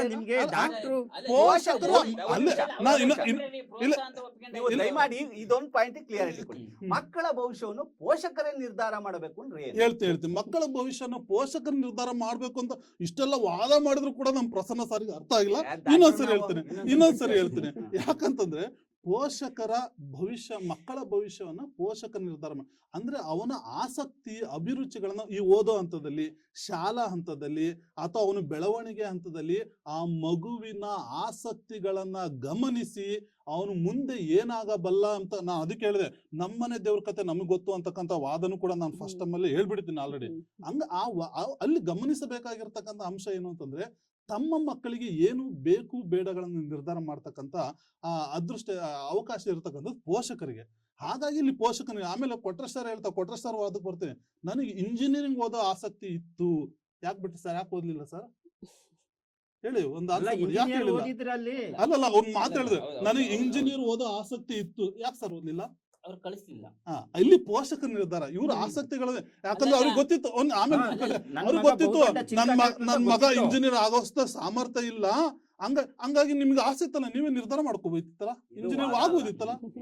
ಅಲ್ಲ ಇದು ಇಲ್ಲಿ ಅದು ವಾದ ನೋಡಿ. ಈಗ ನಾವ್ ಹಿಂಗ್ ಕೇಳಿದ್ರೆ ನಿಮ್ಮ ಪ್ರಶ್ನೆಗೆ ಆನ್ಸರ್ ಹೇಳಿದ್ರೆ ಇದು ವಾದ ಅಲ್ಲ ಅಂತ ಹೇಳ್ತೀರಾ. ಇಲ್ಲಿ ಹೊಡೆದಾದ್ಮೇಲೆ ನಿಮ್ಗೆ ಆಗ್ಲಿಲ್ಲ, ನೋಡ್ಕೊಂಡ್ರಿ. ಅಲ್ಲ ಇಲ್ಲಿ ನಾನು ನಿಮಗೆ ಯಾಕೆ ಆ ಕ್ವಶನ್ ಕೇಳಿದೆ ಅಂತಂದ್ರೆ ನೀವಾಗಿ ಹೇಳಿದ್ಕೆ. ಆಮೇಲೆ ಕೆಲವೊಂದು ಮಕ್ಕಳ ಚಟುವಟಿಕೆ ಆಧಾರಿತ ಶೈಕ್ಷಣಿಕ ಬೋಧನಾ ಪದ್ಧತಿಗಳನ್ನ ಸ್ವಲ್ಪ ಎಕ್ಸಾಂಪಲ್ ತೆಗೆದುಕೊಳ್ಳು. ಆಮೇಲೆ ವಿವೇಕಾನಂದವರು ಹೇಳಿ ಎದ್ದೇಳಿ ಜನರಲ್ ಸ್ಟೇಟ್ಮೆಂಟ್ ಅನ್ನ ಮಕ್ಕಳ ಮೇಲೆ ಹಾಕಿದ್ರು. ಹಿಂಗೆ ವಾದಗಳ ದಿಕ್ಕನ್ನ ತಪ್ಪಿಸಿದ್ರು ಅವರು. ಇರ್ಲಿ ವಾದಗಳ ದಿಕ್ಕನ್ನ ತಪ್ಪಿಸಿದ್ರು. ಆಮೇಲೆ ನಮ್ಮ ಪೋಷಕರು ಇದನ್ನ ಗಮನಿಸ್ತಿದ್ದಾರೆ. ನೀವೆಷ್ಟೇ ವಾದ ಮಾಡಿದ್ರು ಕೂಡ, ಎಷ್ಟೇ ಕುಟ್ಟಿ ಹೇಳಿದ್ರು ಕೂಡ, ಎಷ್ಟೇ ಬಾಯಿದ್ದವನು ಏನಾದ್ರೂ ಸಾರ್ಬೋದು ಅಂತ ಇದ್ರು ಕೂಡ ಪೋಷಕರು ಇದನ್ನ ಅಲ್ಲ ಇಲ್ಲಿ ವೀಕ್ಷಕರು ಇದನ್ನ ಒಪ್ಪಲ್ಲ. ಅಲ್ಲ ಹೇಳ್ತೀನಿ ಅದಕ್ಕೆ ಸಾಕಷ್ಟು ಅದನ್ನ ಪೋಷಕರು ಅಲ್ಲ, ಅವರು ಪ್ರಸನ್ನ ಕುಮಾರ್ ಚೆನ್ನಾಗಿ ಮಾತಾಡ್ಬೋದು ಅಂತಂದು ಹೇಳ್ಬೋದೇ ಹೊರತು ಪ್ರಸನ್ನ ಕುಮಾರ್ ವಾದವನ್ನ ಯಾರು ಕೂಡ ಅದು ಕೊಟ್ರೆ ಸರ್ ವಾದವನ್ನು ಕೂಡ ಯಾರು ಕೂಡ ಒಪ್ಕೊಳ್ಳಕ್ ತಯಾರಿಲ್ಲ. ಯಾಕಂದ್ರೆ ಇಲ್ಲಿ ಪ್ರತಿಯೊಂದು ಕೂಡ ನೋಡಿ, ನೀವು ಯಾವುದೇ ಮಕ್ಕಳ ಭವಿಷ್ಯವನ್ನ ನಿರ್ಧಾರ ಮಾಡ್ಬೇಕು ಅಂತಕ್ಕಂಥದ್ದು ಇದು ಯಾರಿಗೆ ಅಂಬೇಡ್ಕರ್ ಅವ್ರ ವಿಷಯ ತೆಗೆದುಕೊಳ್ಳಿ ಸರ್. ಅಂಬೇಡ್ಕರ್ ಮುಂಬೈ ಚಿಕ್ಕ ಒಂದು ಕೊಳಚೆ ಪ್ರದೇಶದಲ್ಲಿ ವಾಸ ಮಾಡ್ತಕ್ಕಂಥ ಅಂಬೇಡ್ಕರ್ಗೆ ಓದ್ಲಿಕ್ಕೆ ಆಗ್ತಾ ಇರ್ಲಿಲ್ಲ, ಗದ್ದಲ ಸಾಕಷ್ಟು ದೊಡ್ಡ ಮಹಾನಗರದಲ್ಲಿ. ಕೊನೆಗೆ ತಂದೆ ಏನ್ ಮಾಡ್ತಾನೆ, ಮಗು ನೀನ್ ಮಲ್ಕೋ, ನೀನು ಬೇಗನೆ ಮಲ್ಕೋ, ನಾನ್ ನಿನಗೆ ರಾತ್ರಿ 2 ಗಂಟೆಗೆ ಎಬ್ಬರಿಸ್ಬಿಟ್ಟು ನಿನ್ಗೆ ಓದಿಸ್ತೀನಿ ಅಂತಂದು ಆ ಮಗುವನ್ನ ಎಬ್ಬರಿಸಿ 2 ಗಂಟೆಗೆ ಅವನ ಇವತ್ತು ಅಂಬೇಡ್ಕರ್, ಇವತ್ತು ಸಂವಿಧಾನ ಶಿಲ್ಪಿ ಅಂಬೇಡ್ಕರ್.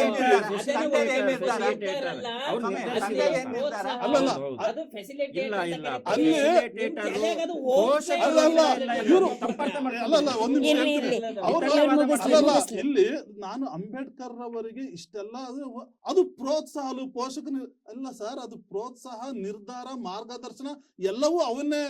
ಅದ್ರ ಮತ್ತೆ ಪ್ರೋತ್ಸಾಹ ಬೇರೆ, ಮಾರ್ಗದರ್ಶನ ಬೇರೆ, ನಿರ್ಧಾರ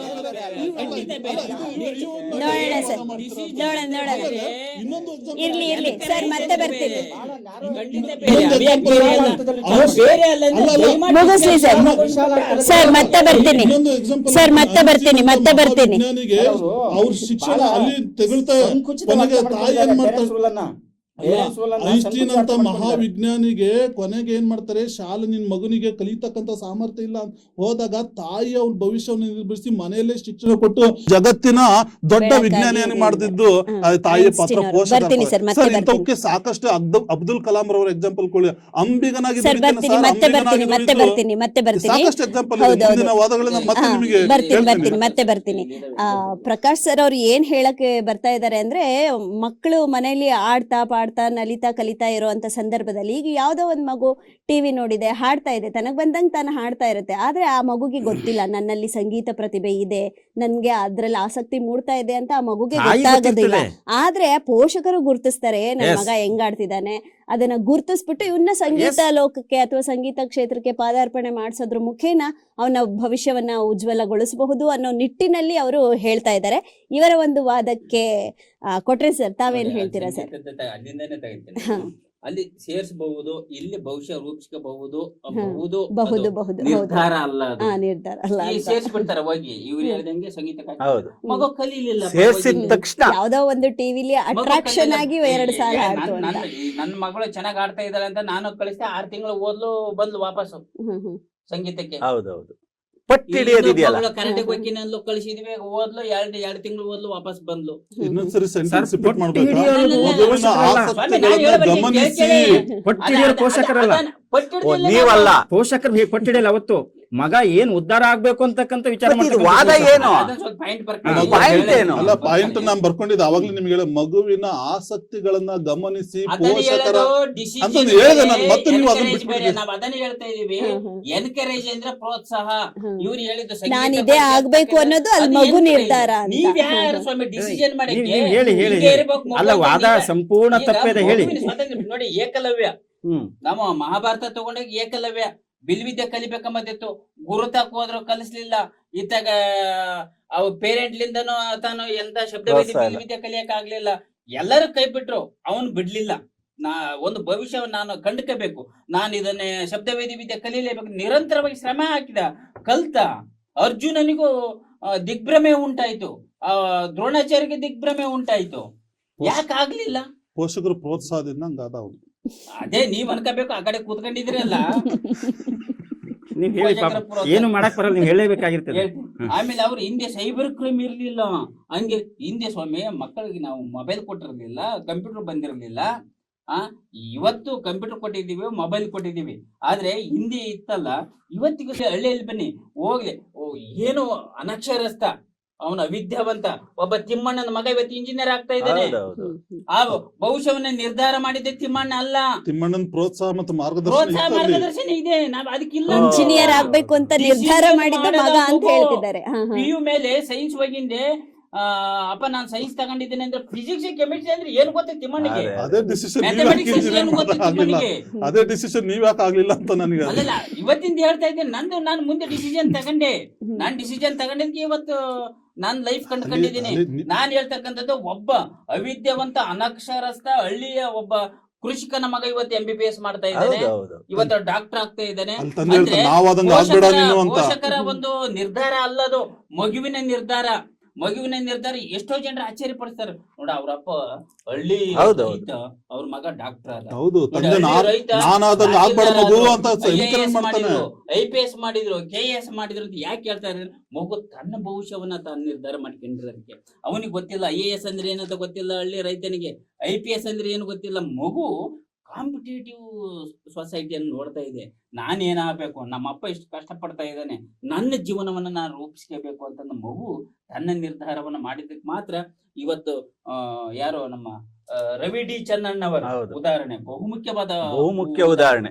ರವಿ ಡಿ ಚನ್ನಣ್ಣವರ ಜೀವನ ಚರಿತ್ರೆಯನ್ನ ಸೆಲ್ಫ್ ಮೇಡ್ ಸ್ವಂತ ಅವರು ನಿರ್ಧಾರ ಮಾಡ್ಕೊಂಡು ಇವತ್ತು IPS ಆಗಿರ್ತಕ್ಕಂಥವ್ರು. ರವಿ ಡಿ ಚನ್ನಣ್ಣವರಂತರು ಸಾಕಷ್ಟು ಜನ ಇದ್ದಾರೆ, ಸಾಕಷ್ಟು ಜನ ಪ್ರತಿಭೆಗಳಿದ್ದಾರೆ. ಸಮಾಜಕ್ಕೂ ಪ್ರೇರಣೆ. ಹೌದು, ಸಮಾಜಕ್ಕೂ ಪ್ರೇರಣೆ. ಬೇರೆ ಅಕ್ಕಪಕ್ಕದವರ ಮನೆಯಲ್ಲಿ ಅವ್ರ ತಂದೆ ತಾಯಿಗೆ ಮಾಡ್ತಕ್ಕಂಥ ಅವಮಾನವನ್ನ ನೋಡಿ ನಾನು ಓದ್ಬೇಕು, ಛಲದಿಂದ ಓದೋದಿದೆಯಲ್ಲ, ತಂದೆ ತಾಯಿಗೆ ಗೊತ್ತಿಲ್ಲ IPS ಅಂದ್ರೆ ಏನು ಅಂತ ಗೊತ್ತಿಲ್ಲ. ಅದನ್ನ ಮಗು ನಿರ್ಧಾರ ಮಾಡಿರೋದು, ಅವ್ರಿಗೆ ಗೊತ್ತಿಲ್ಲ. ಮಗ IPS ಅಂದ್ರೆ ಏನು ಗೊತ್ತಿಲ್ಲ ಅವರಿಗೆ. ಅಲ್ಲಿ ಸ್ವಂತಕ್ಕೆ ತನ್ನ ಭವಿಷ್ಯವನ್ನ ತಾನು ನಿರ್ಧಾರ ಮಾಡ್ಬೇಕಂಬದಿದೆಯಲ್ಲ, ಇದು ಆ ಮಗು ಮನಸ್ಸು ಮಾಡಿದ್ರೆ ಮಾತ್ರ ಒಂದು ಗೋಲನ್ನ ರೀಚ್ ಮಾಡ್ಲಿಕ್ಕೆ ಸಾಧ್ಯ. ನಾನು ಕನಸಿಟ್ಕೊಂಡಿರ್ತೇನೆ, ನನ್ನ ಮಗಳು ಡಾಕ್ಟರ್ ಆಗ್ಬೇಕು ಅಥವಾ ವಿಜ್ಞಾನಿ ಆಗ್ಬೇಕು ಅಂತ, ಖಂಡಿತ ಆಗಲ್ಲ. ನನ್ನ ಮಗಳು ಮನಸ್ಸು ಮಾಡ್ಬೇಕು. ನಾವೇನಿದ್ರೆ ಫೆಸಿಲಿಟೇಟ್ರು. ಮಗಳೇ MBBS ಮಾಡ್ತೀಯಾ? ನನ್ ಮಗಳು ಹೇಳಿದಾಗ ಆಯ್ತವ, ನಾನು ಓದಿಸ್ತೀನಿ, ಎಷ್ಟು ಫೀಸ್ ನಾನು ಕಟ್ತೀನಿ, ಓದು ಚೆನ್ನಾಗಿ, ಹಿಂಗೆ ಹೇಳ್ಬಹುದೇ ಹೊರತು ಅವಳು MBBS ಮಾಡಕ್ ಇಂಟ್ರೆಸ್ಟ್ ಇರಲ್ಲ. ಮಗಳ MBBS ಮಾಡುವಂತಂದ್ರೆ ಹೆಂಗೋ ಕಾಟಾಚಾರಕ್ಕೆ ಜಸ್ಟ್ ಪಾಸ್ ಆಗಿ ಬಂದು ಏನೋ ಆಪರೇಷನ್ ಮಾಡಬೇಕು, ಇನ್ನೊಂದೇನೋ ಆಪರೇಷನ್ ಆಗಿ ಇನ್ನೊಂದೇನೋ ಅನಾಹುತ ಆಗ್ತದೆ. ಇಂಥ ಒಂದು ಅವಘಡಗಳಿಗೆ ಇವು ತುತ್ತಾಗ್ತಕ್ಕಂಥದ್ದು. ಇವು ಏನಿದ್ರು ನಾವು ಅದಕ್ಕೆ ಬೆಳೆಯುವ ಸಿರಿ ಮೊಳಕೆಯಲ್ಲಿ ನಾವು ಮಕ್ಕಳಲ್ಲಿ ಆ ಚೈತನ್ಯ ಇರುತ್ತೆ. ನಮಗೆ ಏಕಲವ್ಯಗಿಂತ ಬಹುದೊಡ್ಡ ಉದಾಹರಣೆ ಬೇಕಿಲ್ಲ. ಈ ನಮ್ಮ ವಾಸ್ತವದಲ್ಲಿ ರವಿ ಡಿ ಚನ್ನಣ್ಣ ಅವರಿಗಿಂತ ಬಹುದೊಡ್ಡ ಉದಾಹರಣೆ ಬೇಕಿಲ್ಲ. ಇಂಥ ಸಾಕಷ್ಟು ವಿದ್ಯಾರ್ಥಿಗಳು ತಮ್ಮ ಸ್ವಯಂ ಪ್ರಭೆಯಿಂದ ಭವಿಷ್ಯವನ್ನ ಕಂಡುಕೊಂಡಿದ್ದಾರೆ. ನಾನು ಬರೀ ಶಿಕ್ಷಣ ಕ್ಷೇತ್ರದಲ್ಲಿ ಅಷ್ಟೇ ಹೇಳ್ತಾ ಇಲ್ಲ, ಇವತ್ತು ಈ ಮೆಕ್ಯಾನಿಕ್ ಒಂದು ಪರಂಪರೆ ಇಲ್ದಂತ ಮಕ್ಕಳುಗಳು ಇವತ್ತು ಮೆಕ್ಯಾನಿಕ್ ಆಗಿಲ್ವಾ? ಈ ಕೃಷಿ ಕುಟುಂಬದಿಂದ ತಂದೆ ತಾಯಿ ಕೃಷಿಕರು ಅಥವಾ ಕೂಲಿ ಕಾರ್ಮಿಕರು ಮೆಕ್ಯಾನಿಕ್ ಆಗಿದ್ದಾರೆ. ಅಂತ ಆಗ್ಬಾರ್ದು ಅಂತ ಓದಿ ಪೋಷಕರು ಇಲ್ಲ. ಬಯಸಿರ್ತಾರೆ. ಅಲ್ಲಿ ಮೆಕ್ಯಾನಿಕ್ ಆಗಿದ್ದಾರೆ ಅಂತಂದ್ರೆ ಅದೇನು ಕೆಟ್ಟದ್ದಂತ ಅಲ್ಲ, ಅಲ್ಲಿ ತನ್ನ ಭವಿಷ್ಯವನ್ನ ಕಂಡ್ಕೊಂಡಿದ್ದಾರೆ. ನಾನು ಕೆಟ್ಟದ್ದು ಅಂತ ಅಲ್ಲಿ ಹೇಳಿಲ್ಲ, ದುಡಿಮೆ ಪೋಷಕರು ಹಚ್ಕೊಂಡಿದ್ದಾರೆ, ನನ್ನಂಗ ಆಗ್ಬೇಡಪ್ಪ ಅದವನ್ನ ನೀನು ಅಂತ ಕಾಯಕವನ್ನ ಅವರಿಗೆ ಒಂದು ಮಾಡ್ಕೊಂಡಿದ್ದಾರೆ. ನಿರ್ಧಾರ ಮಾಡ್ಬಿಟ್ಟು ಕಳಿಸಿದ್ದಾರೆ ಅಂತ. ತನ್ನ ಭವಿಷ್ಯವನ್ನ ತಾವು ಕಂಡ್ಕೊಂಡಿರೋದು, ತನ್ನ ಆಸಕ್ತಿಯನ್ನ ಆಗಲ್ಲ. ಕಂಡ್ಕೊಂಡು ಪೋಷಕರು ಸಾಕಷ್ಟು ಜನ ನನ್ನಂಗ ಇದ್ದಾರೆ. ಇರ್ಬೇಡಪ್ಪ, ನಾನೇನೋ ಆಗಿದ್ದೀನಿ, ನನ್ನ ಎಜುಕೇಶನ್ ಆಗಿಲ್ಲ, ನನ್ನಂಗ ಆಗ್ಬೇಡ ನೀನು ಅಂತ ಕಳಿಸಿದಾರೆ ಅಲ್ಲಿ. ಅದನ್ನ ಅರ್ಥ ಮಾಡ್ಕೊಳ್ತಾರೆ. ಇವತ್ತು ಮಕ್ಕಳ ಭವಿಷ್ಯವನ್ನ ಮಕ್ಕಳೇ ನಿರ್ಧಾರ ಮಾಡ್ಬೇಕು. ಇವತ್ತು ITBT ಅಂತ ಒಂದು ಹೊಸ್ತಿಲಲ್ಲಿ ಇದೀವಿ. ಇವತ್ತು ನಾವು ಜಾಗತಿಕವಾಗಿ ಸ್ಪರ್ಧಾತ್ಮಕವಾಗಿದ್ದೀವಿ, ವೈಜ್ಞಾನಿಕವಾಗಿ ಅಷ್ಟೊಂದು ಪ್ರೋಗ್ರೆಸಿವ್ ಆಗಿ ನಾವಿದ್ದೀವಿ.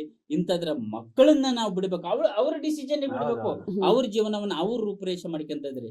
ಇವತ್ತು ಬೆಂಗಳೂರಲ್ಲಿ ಬಂದ ನೋಡಿ ಎಲ್ಲ ಮಕ್ಕಳು ಅವ್ರವ್ರ ನಿರ್ಧಾರ. ನಾನು ಯಾವ ನಾನು ಯಾವ ಏನನ್ನ ಓದಿದ್ರೆ ನನಗೆ ಭವಿಷ್ಯ ಇದೆ, ಇದು ಪೇರೆಂಟಿಗೆ ಗೊತ್ತಿರಲ್ಲ ಯಾವ್ದನ್ ತಗೋಬೇಕು, ಮೈಕ್ರೋಸಾಫ್ಟ್ ತಗೋಬೇಕು, ಎಲೆಕ್ಟ್ರಿಕಲ್ ತಗೋಬೇಕು ಗೊತ್ತಿರಲ್ಲ, ಮೆಕ್ಯಾನಿಕ್ ತಗೋಬೇಕು. ಹಾಗಾಗಿ ನಾನು ಏನ್ ಮಾಡ್ಬೇಕು ಅನ್ನೋದನ್ನ ಆ ಮಗುನೇ ನಿರ್ಧಾರ ಮಾಡ್ಬೇಕು. ಆ ನಿರ್ಧಾರಕ್ಕೆ ಬೆಂಬಲವಾಗಿ ಪೋಷಕರು ನಿಲ್ಬೇಕು ಅಂತ ಕೋರ್ಸ್ ಅನ್ನ ಆಯ್ಕೆ ಮಾಡಿಕೊಳ್ಳುತ್ತೆ. ಹಂಗಾಗಿ ಮಕ್ಕಳ ಭವಿಷ್ಯವನ್ನ ಮಕ್ಕಳೇ ನಿರ್ಧಾರ ಮಾಡಿದ್ರೆ ಮಾತ್ರ ಅವ್ರ ಜೀವನ ಸೌಖ್ಯವಾಗಿರುತ್ತೆ. ಒತ್ತಾಯವಾಗಿ ಇವರು ಏನಂತೀವಿ ನಾವು ಇಂದ ಕಾಲದಂತ ಪೋಷಕರು ಇರ್ತಾರ, ಮಕ್ಕಳು ಈ ಗೆರೆ ಲಕ್ಷ್ಮಣ ರೇಖೆ ಸಂಪ್ರದಾಯ ಗೆರೆ ದಾಟಿ ಹೋಗ್ಬೇಡ ಅಂತಂದ್ರೆ ಅವ್ನ ಭವಿಷ್ಯನ ರೂಪಿಸ್ಕೊಳ್ಳಲ್ಲ, ಇವ್ರಂಗೆ ಅವನ ಹಾಳಾಗಿ ಹೋಗ್ಬಿಟ್ಟು ಒಂದು ಗುಡಲ್ಲಿ ಕೂತ್ಕೋಬೇಕಾಗುತ್ತೆ. ಅಂತ ಒಂದು ಮನಸ್ಥಿತಿ ಇಂಥ ಪೇರೆಂಟ್ ಇರೋವರೆಗೂ ಮಕ್ಕಳಿಗೆ ಸ್ವಾತಂತ್ರ್ಯತೆನೇ ಇರಲ್ಲ. ಅವ್ರ ಭವಿಷ್ಯವನ್ನ ಅವ್ರ ಡಿಸಿಷನ್ ತಗೊಳ್ತಕ್ಕಂತ ಒಂದು ಇದನ್ನ ಹಕ್ಕನ್ನ ಇವ್ರು ಕಿತ್ಕೊಂಡ್ ಬಿಡ್ತಾರೆ. ಈ ಕಡೆ ಪೋಷಕರು ಹೇಳಿದ್ದನ್ನು ಮಾಡಕ್ಕಾಗದೆ ಅಥವಾ ಮಕ್ಕಳು ನಾನ್ ಅನ್ಕೊಂಡಿದ್ದನ್ನು ಮಾಡಕ್ಕಾಗದೆ ಮತ್ತೆ ನಡುವಂತರ ಯಾವ್ದೋ ಒಂದು ಸ್ಥಿತಿಯಲ್ಲಿ ನಿಂತಂಗೆ ಆಗುತ್ತೆ. ನಮ್ಮ ಅಪ್ಪಾಜಿ ಅನ್ಕೊಂಡಿದ್ದು ಅವ್ರಿಗೆ ಈಡೇರ್ಲಿಲ್ಲ, ನಾನ್ ಅನ್ಕೊಂಡಿದ್ದು ನನಗೆ ಈಡೇರ್ಲಿಲ್ಲ. ಆದ್ರೂ ಕೊನೆಗೆ ತಾವೇ ತಮ್ಮ ಭವಿಷ್ಯವನ್ನ ನಿರ್ಧರಿಸಿಕೊಂಡು ಮಾಡ್ಕೊಂಡು ಕೂತ್ಕೊಂಡ್ವಿ.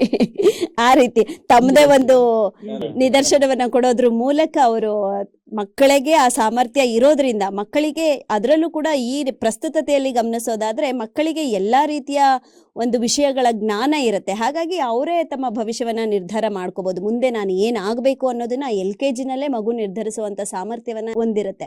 ಯಾಕೆಂದ್ರೆ ಆ ಪುಟ್ಟ ಮಗುನ್ ಕೇಳಿದ್ರು ಹೇಳುತ್ತೆ, ಈ ಮುಂದಕ್ಕೆ ಏನಾಗ್ತೀಯಪ್ಪ ಅಂದ್ರೆ ಒಂದೊಂದು ಮಗುನು ಒಂದೊಂದ್ ತರ ಹೇಳ್ತಾ ಹೋಗುತ್ತೆ. ಡಾಕ್ಟರ್ ಆಗ್ತೀನಿ, ಇಂಜಿನಿಯರ್ ಆಗ್ತೀನಿ, ಪೊಲೀಸ್ ಆಗ್ತೀನಿ, ನಾನು ದೊಡ್ಡವನಾದ್ಮೇಲೆ ಅಪ್ಪ ಆಗ್ತೀನಿ, ಹೀಗೆ ಮುದ್ದಾಗಿ ಅವ್ ಏನೇನೇನೇನೋ ಹೇಳ್ತಾ ಹೋಗುತ್ತೆ. ಆದ್ರೆ ಅದರ ಒಂದು ಭವಿಷ್ಯವನ್ನ ನಿರ್ಧಾರ ಮಾಡ್ಬೇಕು ಅಂದ್ರೆ ಅಲ್ಲಿ ದೃಢತೆ ಇರಬೇಕು. ಆ ದೃಢತೆ ಮಕ್ಕಳಲ್ಲಿ ಇರುತ್ತೆ ಅನ್ನುವಂತ ಕೊಟ್ರೆ ಸರ್ ಅವರ ವಾದಕ್ಕೆ ಉಮೇಶ್ ಸರ್ ತಾವೇನ್ ಹೇಳ್ತೀರಾ? ಮೇಡಮ್ ಅವರು ಒಪ್ಕೊಂಡ್ಬಿಟ್ಟಿದ್ದಾರೆ. ಹಾಲಿ ಯಾವ ರೀತಿ ಒಪ್ಕೊಂಡಿದ್ದಾರೆ ಅಂದ್ರೆ ಫೆಸಿಲಿಟೇಟರ್ ಅನ್ನೋದನ್ನ ಒಪ್ಕೊಂಡ್ಬಿಟ್ಟಿದ್ದಾರೆ. ಆದ್ರೂ ಯಾಕೆ ವಾದ ಮಾಡ್ತಾ ಇದ್ದಾರೆ ಅಂತ ಅಂದ್ರೆ ಡಾಕ್ಟರ್ ಅಂತಕ್ಕಂಥ ರೋಗ ಅವ್ರ ತಲೆಗೆ ಹೊಕ್ಬಿಟ್ಟಿದೆ. ಹಂಗಲ್ಲ, ನಾವ್ ಹೇಳಿಲ್ಲ ಡಾಕ್ಟರ್ ಅಂತ ನಾವ್ ಹೇಳಿಲ್ಲ, ಇಂಜಿನಿಯರ್ ಅಂತ ಹೇಳಿಲ್ಲ. ಮಗು ಅದರ ಮನಸ್ಥಿತಿ ಏನು ಅಂತ ಹುಟ್ಟಿಸಿಕೊಂಡಿರ್ತಕ್ಕಂಥ ತಂದೆ ತಾಯಿಗಳಿಗೆ ಗೊತ್ತಿರ್ತದೆ. ಸ್ನೇಹಿತರೆ, ನೀವೇನ್ ಮಾತಾಡ್ತಿದ್ರಿ? ನೀವು ಐಕ್ಯೂ ಅಂದ್ರಿ. ಐಕ್ಯೂ ನಿನ್ನೆ ಮೊನ್ನೆ ಬಂದಿರ್ತಕ್ಕಂಥದ್ದು ಸೈಕಾಲಜಿಕಲ್ ಪಾಯಿಂಟ್. ತಾಯಿನೇ ಒಂದು MQ mother board, mother quotient ಅದು. ಇದು ತಾಯಿ ಅನ್ನೋದೇ ಒಂದು ಏನು MB ಮದರ್ ಬೋರ್ಡ್ ಅದು. ಯಾಕೆ ನೀವು ಆತರ ವಿಚಾರ ಮಾಡಲ್ಲ? ತಂದೆ ತಾಯಿಗಳಿದಾರಲ್ಲ, ಹುಟ್ಟಿಸ್ಕೊಂಡಿರ್ತಕ್ಕಂಥ ತಂದೆ ತಾಯಿಗಳಿಗೆ ನನ್ನ ಮಗ ನನ್ನ ಮಗಳು ಎಂತವಳು ಅಂತ ಅವರ ಸಾಮರ್ಥ್ಯ ಅರ್ಹತೆ ಗೊತ್ತಿರ್ತದೆ. ಅದರ ಆಧಾರದ ಮೇಲೆ ಅವರು ಮಗ ಹೀಗೆ ಹೋಗು, ಮಗಳು ಇಂಥದ್ದು ಓದು ಅಂತ ಹೇಳ್ತಾರೆ. ಒತ್ತಾಯ ಯಾರು ಮಾಡಲ್ಲ. ಒತ್ತಾಯ ಮಾಡ್ತಕ್ಕಂಥವ್ರು ಯಾರು? ಅವನ ಬೆಂಬಿಡದ ಸ್ನೇಹಿತರು ಏನ್ ಮಾಡ್ತಾರೆ? ನೀವ್ ಹೇಳಿದ್ರಿ ಫಿಯರ್ಲೆಸ್ ಆಗಿ ಬೆಳಿಬೇಕು ಅಂತ. ಫಿಯರ್ಲೆಸ್ ಅಲ್ಲ ಸ್ವಾಮಿ, ಅದನ್ನ ಹೇಳಿದ್ರಿ. ಫಿಯರ್ಲೆಸ್ ಅಲ್ಲ, ಇವತ್ತೇನಾಗ್ತಾ ಇದೆ? ಸೆನ್ಸ್ಲೆಸ್ ಆಗಿ ಬೆಳಿತಾ ಇದಾರೆ. ಫಿಯರ್ಲೆಸ್ ಹೋಗ್ಲಿ, ಸೆನ್ಸ್ಲೆಸ್ ಆಗಿ ಬೆಳಿತಾ ಇದಾರೆ. ಗೊತ್ತಾಗ್ತಿದೆ ಈಗ. ಇವತ್ತೇನಾಗಿದೆ? ನೀವು ದೊಡ್ಡ ದೊಡ್ಡ ಸಾಧಕರು ಉದಾಹರಣೆ ಕೊಟ್ಬಿಟ್ರಿ. ಸಾಧಕರು ಅವ್ರ ಹಿಂದಿನ ಆ ಮರ್ಮವನ್ನ ಚನ್ನಣ್ಣವ್ರ ಉದಾಹರಣೆ ಕೊಟ್ರಿ. ನೀವು ಚನ್ನಣ್ಣವ್ರ ಇತಿಹಾಸವನ್ನ ಸರಿಯಾಗಿ ಓದ್ಕೊಂಡ್ ಬರ್ರಿ. ಅವ್ರೇನ್ ಹೇಳ್ತಾರೆ? ನನಗೊಬ್ಬ ಮಾರ್ಗದರ್ಶಿ ಒಬ್ಬ ಗುರು ಇದ್ರು ಅಂತ. ಆ ಮಾರ್ಗದರ್ಶಿ ಕೂಡ ಪೋಷಕ ಸ್ಥಾನವನ್ನ ತುಂಬಿದ್ದಾರೆ. ಅಂದ್ರೆ ಅರ್ಥ ನೀವು ಬಹಳ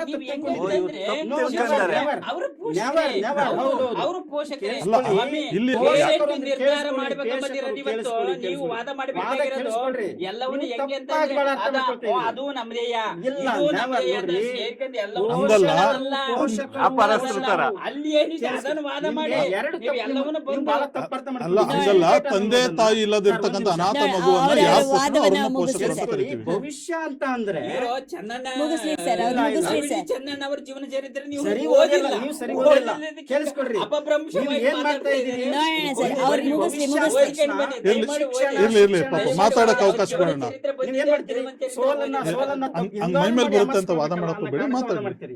ಕೇಳಿಸ್ಕೊಳ್ಳಿ. ಅವರು ಜೀವನ ನೀವು ಚರಿತ್ರೆಯನ್ನ ಕೇಳಿಸ್ಕೊಳ್ತಾ ಓದಿಲ್ಲ, ಇಲ್ಲ. ಅದ್ರ ಬಗ್ಗೆ ನನಗೆ ಓದಿಲ್ಲ ನೀವು ಅಂದ್ರಲ್ವಾ? ತಪ್ಪಾಗಿ ಅರ್ಥ ಅಲ್ಲ ಮಾಡ್ಕೊಳ್ಳಿ. ಸ್ವಾಮಿ, ನಾನು ಇರ್ಲಿ, ಅವ್ರ ಇರ್ಲಿ. ಜೀವನ ಚರಿತ್ರೆ ಇಲ್ಲ, ಇರ್ಲಿ ಸರ್, ಅವ್ರು ಮಾತಾಡಿ, ಓದಿದ್ದಕ್ಕೆ ನಾನು ಮಾತಾಡಿ. ಇಷ್ಟೊಂದು ಕೇಳಿಸ್ಕೊಳ್ಳಿ, ನಿಖರವಾಗಿ ಇಲ್ಲ. ಮಾತಾಡ್ತಾ ಇದ್ದೀನಿ. ಇಲ್ಲ, ನೀವು ನಾನು ಓದಿಲ್ಲ, ನಿಖರವಾಗಿ ಮಾತಾಡ್ತಾ ಓದಿಲ್ಲ, ಏನೋ ವಾದ ಕೇಳಿಸ್ಕೊಳ್ಳಿ. ಮಾಡ್ಬೇಕಂತ ನಮ್ಮ ವಾದನ ನನ್ನನ್ನು ಮತ್ತೆ ಕೇಳಿಸ್ಕೊಳ್ಳಿ. ಓದ್ಸಕ್ ಇಲ್ಲ, ಹೋಗ್ತಾ ಇಲ್ಲ, ಇದ್ರಲ್ಲ, ಇಲ್ಲ ಸರ್. ದಯಮಾಡಿ ಈ ಒಂದು ಸೋಲಿನ ಸಂಚಿಕೆ ಮುಗಿದಾದ್ಮೇಲೆ ಇಲ್ಲ, ಓದಿ ಇಲ್ಲ, ಓದಿ ಸೋಲಿನ- ಓದಿ ಓದೋದನ್ನ ಆ ಕಲೀರಿ. ಸೋಲಿನ ಆಮೇಲೆ ಇರ್ಲಿ ಸರ್, ಇನ್ನೊಂದು ಇರ್ಲಿ ನೋಡೋಣ ಓದಿ ಸರ್, ಅಂತ ನೋಡೋಣ ಹೇಳಿ. ಅವರ ಒಂದು ಕೇಳಿಸ್ಕೊಳ್ಳಿ, ವಾದವನ್ನ ವಾದ ಕಂಪ್ಲೀಟ್ ವಾದ ಮಾಡಿ. ಮಾಡ್ಲಿಕ್ಕೆ. ಸೋಲು ಅನ್ನೋದು ಬಹಳ ಕಾಡ್ತಾ ಇದೆ. ಹೇಗ್ ಇಲ್ಲ, ನೋಡೋದಪ್ಪ? ಕಾಡ್ತಾ ಇಲ್ಲ, ಇಲ್ಲ, ವಾದ ಮಾಡ್ಬಿಡಿ, ಕಾಡ್ತಾ ಇಲ್ಲ. ಆಮೇಲೆ ಅಲ್ಲ, ಮಾತಾಡ್ತೀನಿ, ನಾನು ಆಮೇಲೆ ಹೇಳ್ತೇನೆ, ಅವ್ರು ಓದಿ ಈಗ ಅಂದ್ರಲ್ಲ, ನಮ್ಮ ಅವಕಾಶ ಯಾಕೆಂದ್ರೆ ಇರೋದ್ರಿಂದ ಅವ್ರು ಓದ್ಲಿಕ್ಕೆ ಇನ್ನೊಬ್ರು ಕೇಳಿಸ್ಕೊಳ್ಳಿ. ಇರ್ಲಿ, ಇರ್ಲಿ, ಅದೇನೇ ಇರ್ಲಿ, ನಮ್ಮ ಅವಕಾಶ ನೋಡೋಣ ಸರ್. ನಮ್ಮ ಅವಕಾಶನ ಕಂಪ್ಲೀಟ್ ತಪ್ಪರ್ಥ ಮಾಡಕ್ ಬಿಡಿ. ಮಾಡ್ಕೊಂಡಿದ್ದೀರಿ. ನಿಮ್ಗೆ ಪೋಷಕರು ನಿರ್ಧರಿಸಬೇಕು ಅಂತ ಅಂದ ತಕ್ಷಣ ಫೆಸಿಲಿಟೇಟರ್ ಅಂತೀರಿ. ನೆವರ್, ಹಾಗಲ್ಲ. ನಾನು ಹೇಳ್ತಾ ಇದ್ದೀನಿ, ಭವಿಷ್ಯವನ್ನ ನಿರ್ಧರಿಸಬೇಕು ಅಂತ ಅಂದ್ರೆ not only on the basis of education. Education ಅಂದ್ರೆ ಲರ್ನಿಂಗ್ ಆಫ್ ನಾಟ್ ಮೇರ್ ಲರ್ನಿಂಗ್ ಆಫ್ 3 hours. 3 hours ಅಂದ್ರೆ ಯಾವು? ಅರ್ಥಮೆಟಿಕ್, ರೀಡಿಂಗು, ರೈಟಿಂಗ್ ಅಲ್ಲ. Over all development of the child. Over all development of the child is possible only by the parents only. Parents means what? ಪೋಷಕರು ಅಂದ್ರೆ ಯಾರು? ಮಗುವಿನ ಸರ್ವತೋಮುಖ ಅಭಿವೃದ್ಧಿಯನ್ನ ನಿರೀಕ್ಷಿಸಿ ಸಾಮಾಜೀಕರಣಗೊಳಿಸುವಲ್ಲಿ ಪೋಷಕರ ಪಾತ್ರ ಬಹಳ ಮುಖ್ಯ ಆಗಿರ್ತದೆ. ಹಾಗಾಗಿ ತನ್ನ ಮಗು ಏನಾಗಬೇಕು ಅಂತಕ್ಕಂಥದ್ದನ್ನ ಸರ್ವತೋಮುಖ ಬೆಳವಣಿಗೆಯಲ್ಲಿ ತಂದೆ ತಾಯಿಯಷ್ಟು ಬೆಳೆಸ್ತಕ್ಕಂಥ ಸಾಮರ್ಥ್ಯ ಪೋಷಕರಿಗೆ ಇರ್ತಕ್ಕಂಥದ್ದು. ನೀವು ಹೇಳಿದ್ರಿ ಕಾಗ್ನಿಟಿವ್ ಡೆವಲಪ್ಮೆಂಟ್ ಅಂತ, ಹೇಳ್ತಾನೆ ಕೇಳ್ರಿ. ಕಾಗ್ನಿಟಿವ್ ಡೆವಲಪ್ಮೆಂಟು ಅಂದ್ರೆ ಸೈಕೋಮೋಟರ್ ಡೆವಲಪ್ಮೆಂಟು, ಇವೆಲ್ಲ psychological and socio psychological matters. ಆದರೆ ಗಿಡವಾಗಿ ಬಗ್ಗದ್ದು ಮರವಾಗಿ ಬಗ್ಗೀತೆ ಅಂತ ಏನ್ ಹೇಳ್ತಿರಲ್ಲ, ಅದು ಏನಕ್ಕೆ ಬರ್ತದೆ? ಪೋಷಕರಿಗೆ ಬರ್ತದೆ. ನೀವೆಲ್ಲ ವಾದ ಮಾಡುವಾಗ ಮನೆಯ ಮೊದಲ ಪಾಠಶಾಲೆ ಗುರುವಿತ ಜನನಿ ತಾಯಿ ಮೊದಲ ಗುರು ಯಾಕೆ ಬಂತಾಗಿದ್ರೆ, ಹುಟ್ಟಿಸಿಕೊಂಡ ತಂದೆ ತಾಯಿಗಳಿಗೆ ನನ್ನ ಮಗನ ಮನಸ್ಥಿತಿ ಅಂತ ಸ್ಪಷ್ಟವಾಗಿರ್ತಕ್ಕಂತಹ ಅರಿವಿರ್ತದೆ. ಅದು ನಿಜವಾದ ತಂದೆ ತಾಯಿಗಳು. ಏನಾದ್ರೂ ದಾರಿ ತಪ್ಪಿಸ್ತಾರೆ ಅಂತ ಹೇಳಿದ್ರೆ ಅದು ಯಾರು? ದಾರಿ ತಪ್ಪಿಸ್ತಕ್ಕಂಥವರು ಆಗದ ವೈರಿಗಳು ಮತ್ತು ತನ್ನ ವಯಸ್ಸಿನ ದುಷ್ಮಿತ್ರರು ಅಂತ ಕರಿತೀವಿ. ಸನ್ಮಿತ್ರರು ಕೂಡ ಯಾರು ದಾರಿ ತಪ್ಪಿಸ್ತಕ್ಕಲ್ಲ, ತಪ್ಪಿಸ್ತಾ ಇಲ್ಲ, ತನ್ನನ್ನ ತಾನು ಮುಗಿಸ್ಕೊಳ್ತಕ್ಕಂಥದ್ದು. ಅದಕ್ಕಾಗಿ ಹೇಳ್ತಾ ಇದ್ದೀನಿ, ಯಾವುದೇ ಕಾರಣಕ್ಕೂ ಪೋಷಕರ ಮಾರ್ಗದರ್ಶನ ಇಲ್ಲದನೆ, ಬೆಂಬಲ ಇಲ್ಲದನೆ ಯಾವ ಮಗು ಕೂಡ ಮಕ್ಕಳ ಭವಿಷ್ಯ ಇರ್ಲಿ, ಅವ್ರು ಮುಗಿಸ್ತಾ ಇದ್ದಾರೆ. ನೆಕ್ಸ್ಟ್ ನಿಮ್ಗೆ ಬರುತ್ತೆ ಸರ್, ನೆಕ್ಸ್ಟ್ ನಿಮ್ಗೆ ಇದೇ ಬರುತ್ತೆ. ಮಾರ್ಗದರ್ಶನ ಬೆಂಬಲ ದೇಶ ನಿರ್ಧಾರ ಮಾಡಿ. ಹಾಗಾಗಿ ಒಪ್ಕೊಂಡ್ರಿ ಈಗ. ಇರ್ಲಿ, ಅಲ್ಲಲ್ಲ, ಒಪ್ಕೊಂಡ್ರಿ ಜಾಸ್ತಿ. ಮಕ್ಕಳ ಭವಿಷ್ಯವನ್ನ ನಿರ್ಧಾರ ಮಾಡುವಲ್ಲಿ ಪೋಷಕರು ಹೆಚ್ಚಿನ ಮಹತ್ವದ ಬಹಳ ಪಾತ್ರವನ್ನ ಮುಖ್ಯ ಪಾತ್ರ ವಹಿಸ್ತಾರೆ ಅಂತ ಉಮೇಶ್ ಸರ್ ಅವರು ಹೌದು. ಹೇಳಿದ್ರು. ರವಿ ಚನ್ನಣ್ಣನವರ ಬಗ್ಗೆ ಮಾತಾಡ್ತಾ ವಾಗ್ವಾದಗಳು ನಡೆದ್ವು. ಅದರಲ್ಲಿ ಅವರು ತನ್ನ ಕುಟುಂಬಕ್ಕೆ ಆದಂತಹ ಒಂದು ಶೋಷಣೆ ಏನ್ ಬರುತ್ತೆ ಅದನ್ನ ಅವರು ಕಣ್ಣಾರೆ ಕಂಡ ಮೇಲೆ ಈ ರೀತಿ ಆಗ್ತಾ ಇರೋದನ್ನ ತಡಿಬೇಕು ಅಂದ್ರೆ ನಾನೊಂದು ಉನ್ನತ ಸ್ಥಾನಕ್ಕೆ ಬರಬೇಕು ಅಂತ ಸ್ವಯಂ ನಿರ್ಧಾರ ಆಗುತ್ತೆ ಅಲ್ಲಿ. ಸೊ ಅವರಲ್ಲಿ ಬಂದಂತಹ ಸ್ವಯಂ ನಿರ್ಧಾರಕ್ಕೆ ಗುರುನೋ ಪೋಷಕರೋ ಯಾರೋ ಒಬ್ರು ಬೆಂಬಲ ತುಂಬ್ತಾರೆ ಹೊರತು ಅವರ ಮನಸ್ಸಿನಲ್ಲಿ ನಿರ್ಧಾರ ಮಾಡಿದ್ದು ರವಿ ಚನ್ನಣ್ಣನವರೇ ಆಗಿರ್ತಾರೆ. ಹಾಗಾಗಿ ಅವರು ನಿರ್ಧಾರ ಅದೇ ಅಂದ್ರೆ ಬೆಂಬಲ ಕೇವಲ ಪೋಷಕರಿಂದ ಅಷ್ಟೇ ಸಿಗ್ಬೇಕು ಅಂತ ಅಲ್ಲ. ಯಾಕೆಂದ್ರೆ ತಮ್ಮ ಒಂದು ವಾದಕ್ಕೆ ಬಂದಾಗ ಪೋಷಕರ ನಿರ್ಧಾರ ಮಾಡ್ಬೇಕಾ ಅಂತ ಬಂದಾಗ ಕೆಲವರ ಒಂದು ಬೆಂಬಲ ಇಲ್ದೇನು ಕೂಡ ರವಿ ಚನ್ನಣ್ಣನವರು ಆ ಒಂದು ಸ್ಥಾನಕ್ಕೆ ಹೋಗುವಂತ ಸಾಧ್ಯತೆ ಇರ್ತದೆ. ಅಲ್ಲ, ಅದನ್ನ ಚನ್ನಣ್ಣನವರ ಬಗ್ಗೆ ಬಂದಿದ್ದಕ್ಕೆ ಹೇಳ್ತಾ ಇದ್ದೀನಿ. ಚನ್ನಣ್ಣನವರ ಬಗ್ಗೆ ಬಂದಿದ್ದಕ್ಕೆ ಯಾಕೆಂದ್ರೆ ಅವರಿಗೆ ಸ್ವಯಂ ಅನುಭವ ಆಯ್ತು. ಒಂದ್ ನಿಮಿಷ ದಯಮಾಡಿ ಯುವರತ್ನ ಪಿಕ್ಚರ್ ನೋಡಿ ಆಮೇಲೆ ವಾದ ಮಾಡಿ. ಅಲ್ಲ ಸರ್, ಮಾಡಿ ಮೇಡಮ್. ಅಲ್ಲ ಅದೇ ಅದನ್ನೇ ಹೇಳ್ತಾ ಇದ್ದೀನಿ. ಆ ಸ್ವ ಅನುಭವ ಏನಾಯ್ತು ಅವ್ರಿಗೆ, ಆ ಅನುಭವದಿಂದ ಅವರು ಬೇಸತ್ತಾಗ ನಾನೊಂದು ಉನ್ನತ ಸ್ಥಾನಕ್ಕೆ ಬಂದು ನನ್ನ ಕುಟುಂಬಕ್ಕೆ ಗೌರವವನ್ನ ತಂದು ಕೊಡಬೇಕು ಅನ್ನುವಂತ ಸ್ವಯಂ ನಿರ್ಧಾರ ಏನ್ ಮಾಡಿದ್ರು ಚನ್ನಣ್ಣನವರು. ಅವರ ಒಂದು ನಿರ್ಧಾರ ಇವತ್ತು ಅವರನ್ನ ಆ ಒಂದು ಸ್ಥಾನಕ್ಕೆ ತೆಗೆದುಕೊಂಡು ಹೋಯ್ತು. ಇಲ್ಲ ಅಂದಿದ್ರೆ ಡಿಪ್ರೆಷನ್ ಮುಡುಗು ಕೂಡ ಹೋಗ್ಬೋದಾಗಿತ್ತು. ಹೋಗಿ ಆ ತರನು ಆಗುತ್ತೆ. ಆದ್ರೆ ಚನ್ನಣ್ಣನವರ ಒಂದು ಜೀವನದಲ್ಲಿ ಏನು ಸತ್ಯತೆ ಆಯ್ತು ಅನ್ನೋದಕ್ಕೆ ನಾನು ಅದೊಂದು ಕನ್ಕ್ಲೂಡ್ ಕೊಟ್ಟೆ ಅಷ್ಟೇ. ಇದುವರೆಗೂ ವೀಕ್ಷಕರೇ, ನಮ್ಮ ವಾದ ಮಂಡನೆ ಮಾಡಿದಂತಹ ನಮ್ಮ ಅತಿಥಿಗಳ ಎಲ್ಲಾ ವಾದವನ್ನ ತಾವು ಕೇಳಿದಿರಾ. ಮಕ್ಕಳ ಭವಿಷ್ಯವನ್ನ ನಿರ್ಧಾರ ಮಾಡುವಲ್ಲಿ ಪೋಷಕರು ಹೆಚ್ಚಿನ ಮಹತ್ವವನ್ನ ವಹಿಸ್ತಾರ ಅಥವಾ ಮಕ್ಕಳ ಭವಿಷ್ಯವನ್ನ ತಾವೇ ನಿರ್ಧಾರ ಮಾಡ್ಕೋಬಲ್ಲರ ಅನ್ನೋಂಥ ವಾದ ವಿವಾದಗಳನ್ನ ಕೇಳ್ತಾ ಮಕ್ಕಳ ಭವಿಷ್ಯ ಯಾರ ಕೈಲಿದೆ ಅನ್ನೋದನ್ನ ತಾವು ಯೋಚನೆ ಮಾಡ್ಬೇಕಾಗತ್ತೆ. ಹಾಗೆ ಇದುವರೆಗೂ ಕೂಡ ಈ ಒಂದು ಚರ್ಚೆಯಲ್ಲಿ ಪೋಷಕರು ಮತ್ತು ಮಕ್ಕಳು ಯಾವ ಒಂದು ನಿಟ್ಟಿನಲ್ಲಿ ಸಾಗಬೇಕು, ಅದಕ್ಕೆ ಯಾವ ರೀತಿಯ ಅನುಕೂಲಕರ ವಾತಾವರಣ ಸೃಷ್ಟಿಯಾಗಬೇಕು, ಆ ಅನುಕೂಲಕರ ವಾತಾವರಣದ ಮುಖೇನ ಪೋಷಕರ ಬೆಂಬಲ, ಮಕ್ಕಳ ಆಸಕ್ತಿ ಎರಡೂ ಸೇರಿ ಅಲ್ಲಿ ಭವಿಷ್ಯದ ನಿರ್ಧಾರ ಆಗುತ್ತೆ. ಅಲ್ಲಿ ಭವಿಷ್ಯ ನಿರ್ಧಾರ ಆಗಬೇಕು ಅಂದ್ರೆ ಮಕ್ಕಳಲ್ಲಿ ಆಸಕ್ತಿ ಇರಬೇಕು, ಪೋಷಕರಲ್ಲಿ ಬೆಂಬಲಿಸುವ ಸಹೃದಯ ಇರಬೇಕು. ಹಾಗಿದ್ದಾಗ ಮಾತ್ರ ಆ ಮಕ್ಕಳ ಭವಿಷ್ಯ ಉಜ್ವಲವಾಗುತ್ತೆ. ಇಲ್ಲ ಅಂದ್ರೆ ಆ ಮಕ್ಕಳ ಭವಿಷ್ಯ ಕುಗ್ಗಿ ಹೋಗುತ್ತೆ, ಕಮರಿ ಹೋಗುತ್ತೆ ಅಂತ ಹೇಳ್ತಾ ಇಂದಿನ ಈ ಸಂಚಿಕೆಯನ್ನ ಇಲ್ಲಿ ಮುಗಿಸ್ತಾ ಇದ್ದೀನಿ. ಮಕ್ಕಳ ಭವಿಷ್ಯವನ್ನ ರೂಪಿಸುವಲ್ಲಿ ನಿರ್ಧಾರ ತೆಗೆದುಕೊಳ್ಳೋರು ಪೋಷಕರ ಅಥವಾ ಮಕ್ಕಳ ಅನ್ನುವಂತ ಈ ವಾದ ತಮ್ಮೆಲ್ಲರ ಮನ ಮುಟ್ಟಿದೆ. ತಮ್ಮ ತಮ್ಮ ಮಕ್ಕಳ ಭವಿಷ್ಯ ನಿರ್ಧಾರ ಯಾವ ರೀತಿ ಆಗ್ಬೇಕು, ಮಕ್ಕಳಿಗೂ ಅಲ್ಪ ಸ್ವಲ್ಪ ಸ್ವಾತಂತ್ರ್ಯ ಇರ್ಲಿ, ಆ ಸ್ವಾತಂತ್ರ್ಯದ ಜೊತೆಗೆ ಉತ್ತಮವಾದಂತಹ ಮಾರ್ಗದರ್ಶನ ಸಿಗಲಿ ಅಂತ ಹೇಳ್ತಾ ಇದುವರೆಗೂ ಚರ್ಚೆಯ ಮುಖೇನ, ವಾದ ವಿವಾದಗಳ ಮುಖೇನ ಹಲವಾರು ಮಾಹಿತಿಗಳನ್ನ ತಿಳಿಸಿಕೊಟ್ಟಂತಹ ನಮ್ಮ 4 ಅತಿಥಿಗಳಿಗೆ ನಮ್ಮ ಶ್ರೀ ಬಸವ ಟಿವಿ ವತಿಯಿಂದ ಹಾಗೆ ಅನುಭವಗೋಷ್ಠಿ ವೇದಿಕೆಯ ವತಿಯಿಂದ ಹೃತ್ಪೂರ್ವಕ ಧನ್ಯವಾದಗಳನ್ನ ಅರ್ಪಿಸ್ತಾ ಇದ್ದೀನಿ. ಶರಣು ಶರಣಾರ್ಥಿ. ಶರಣಾರ್ಥಿಗಳು. ಪ್ರಿಯ ವೀಕ್ಷಕರೇ, ನಮ್ಮ ದೇಶದ ಭದ್ರತೆಯನ್ನ ಕಾಪಾಡುವಲ್ಲಿ ಅಥವಾ ರಾಷ್ಟ್ರದ ಭವಿಷ್ಯವನ್ನ ನಿರ್ಧರಿಸುವಲ್ಲಿ ಪ್ರಮುಖ ಪಾತ್ರವನ್ನ ವಹಿಸೋದು ಮಕ್ಕಳು.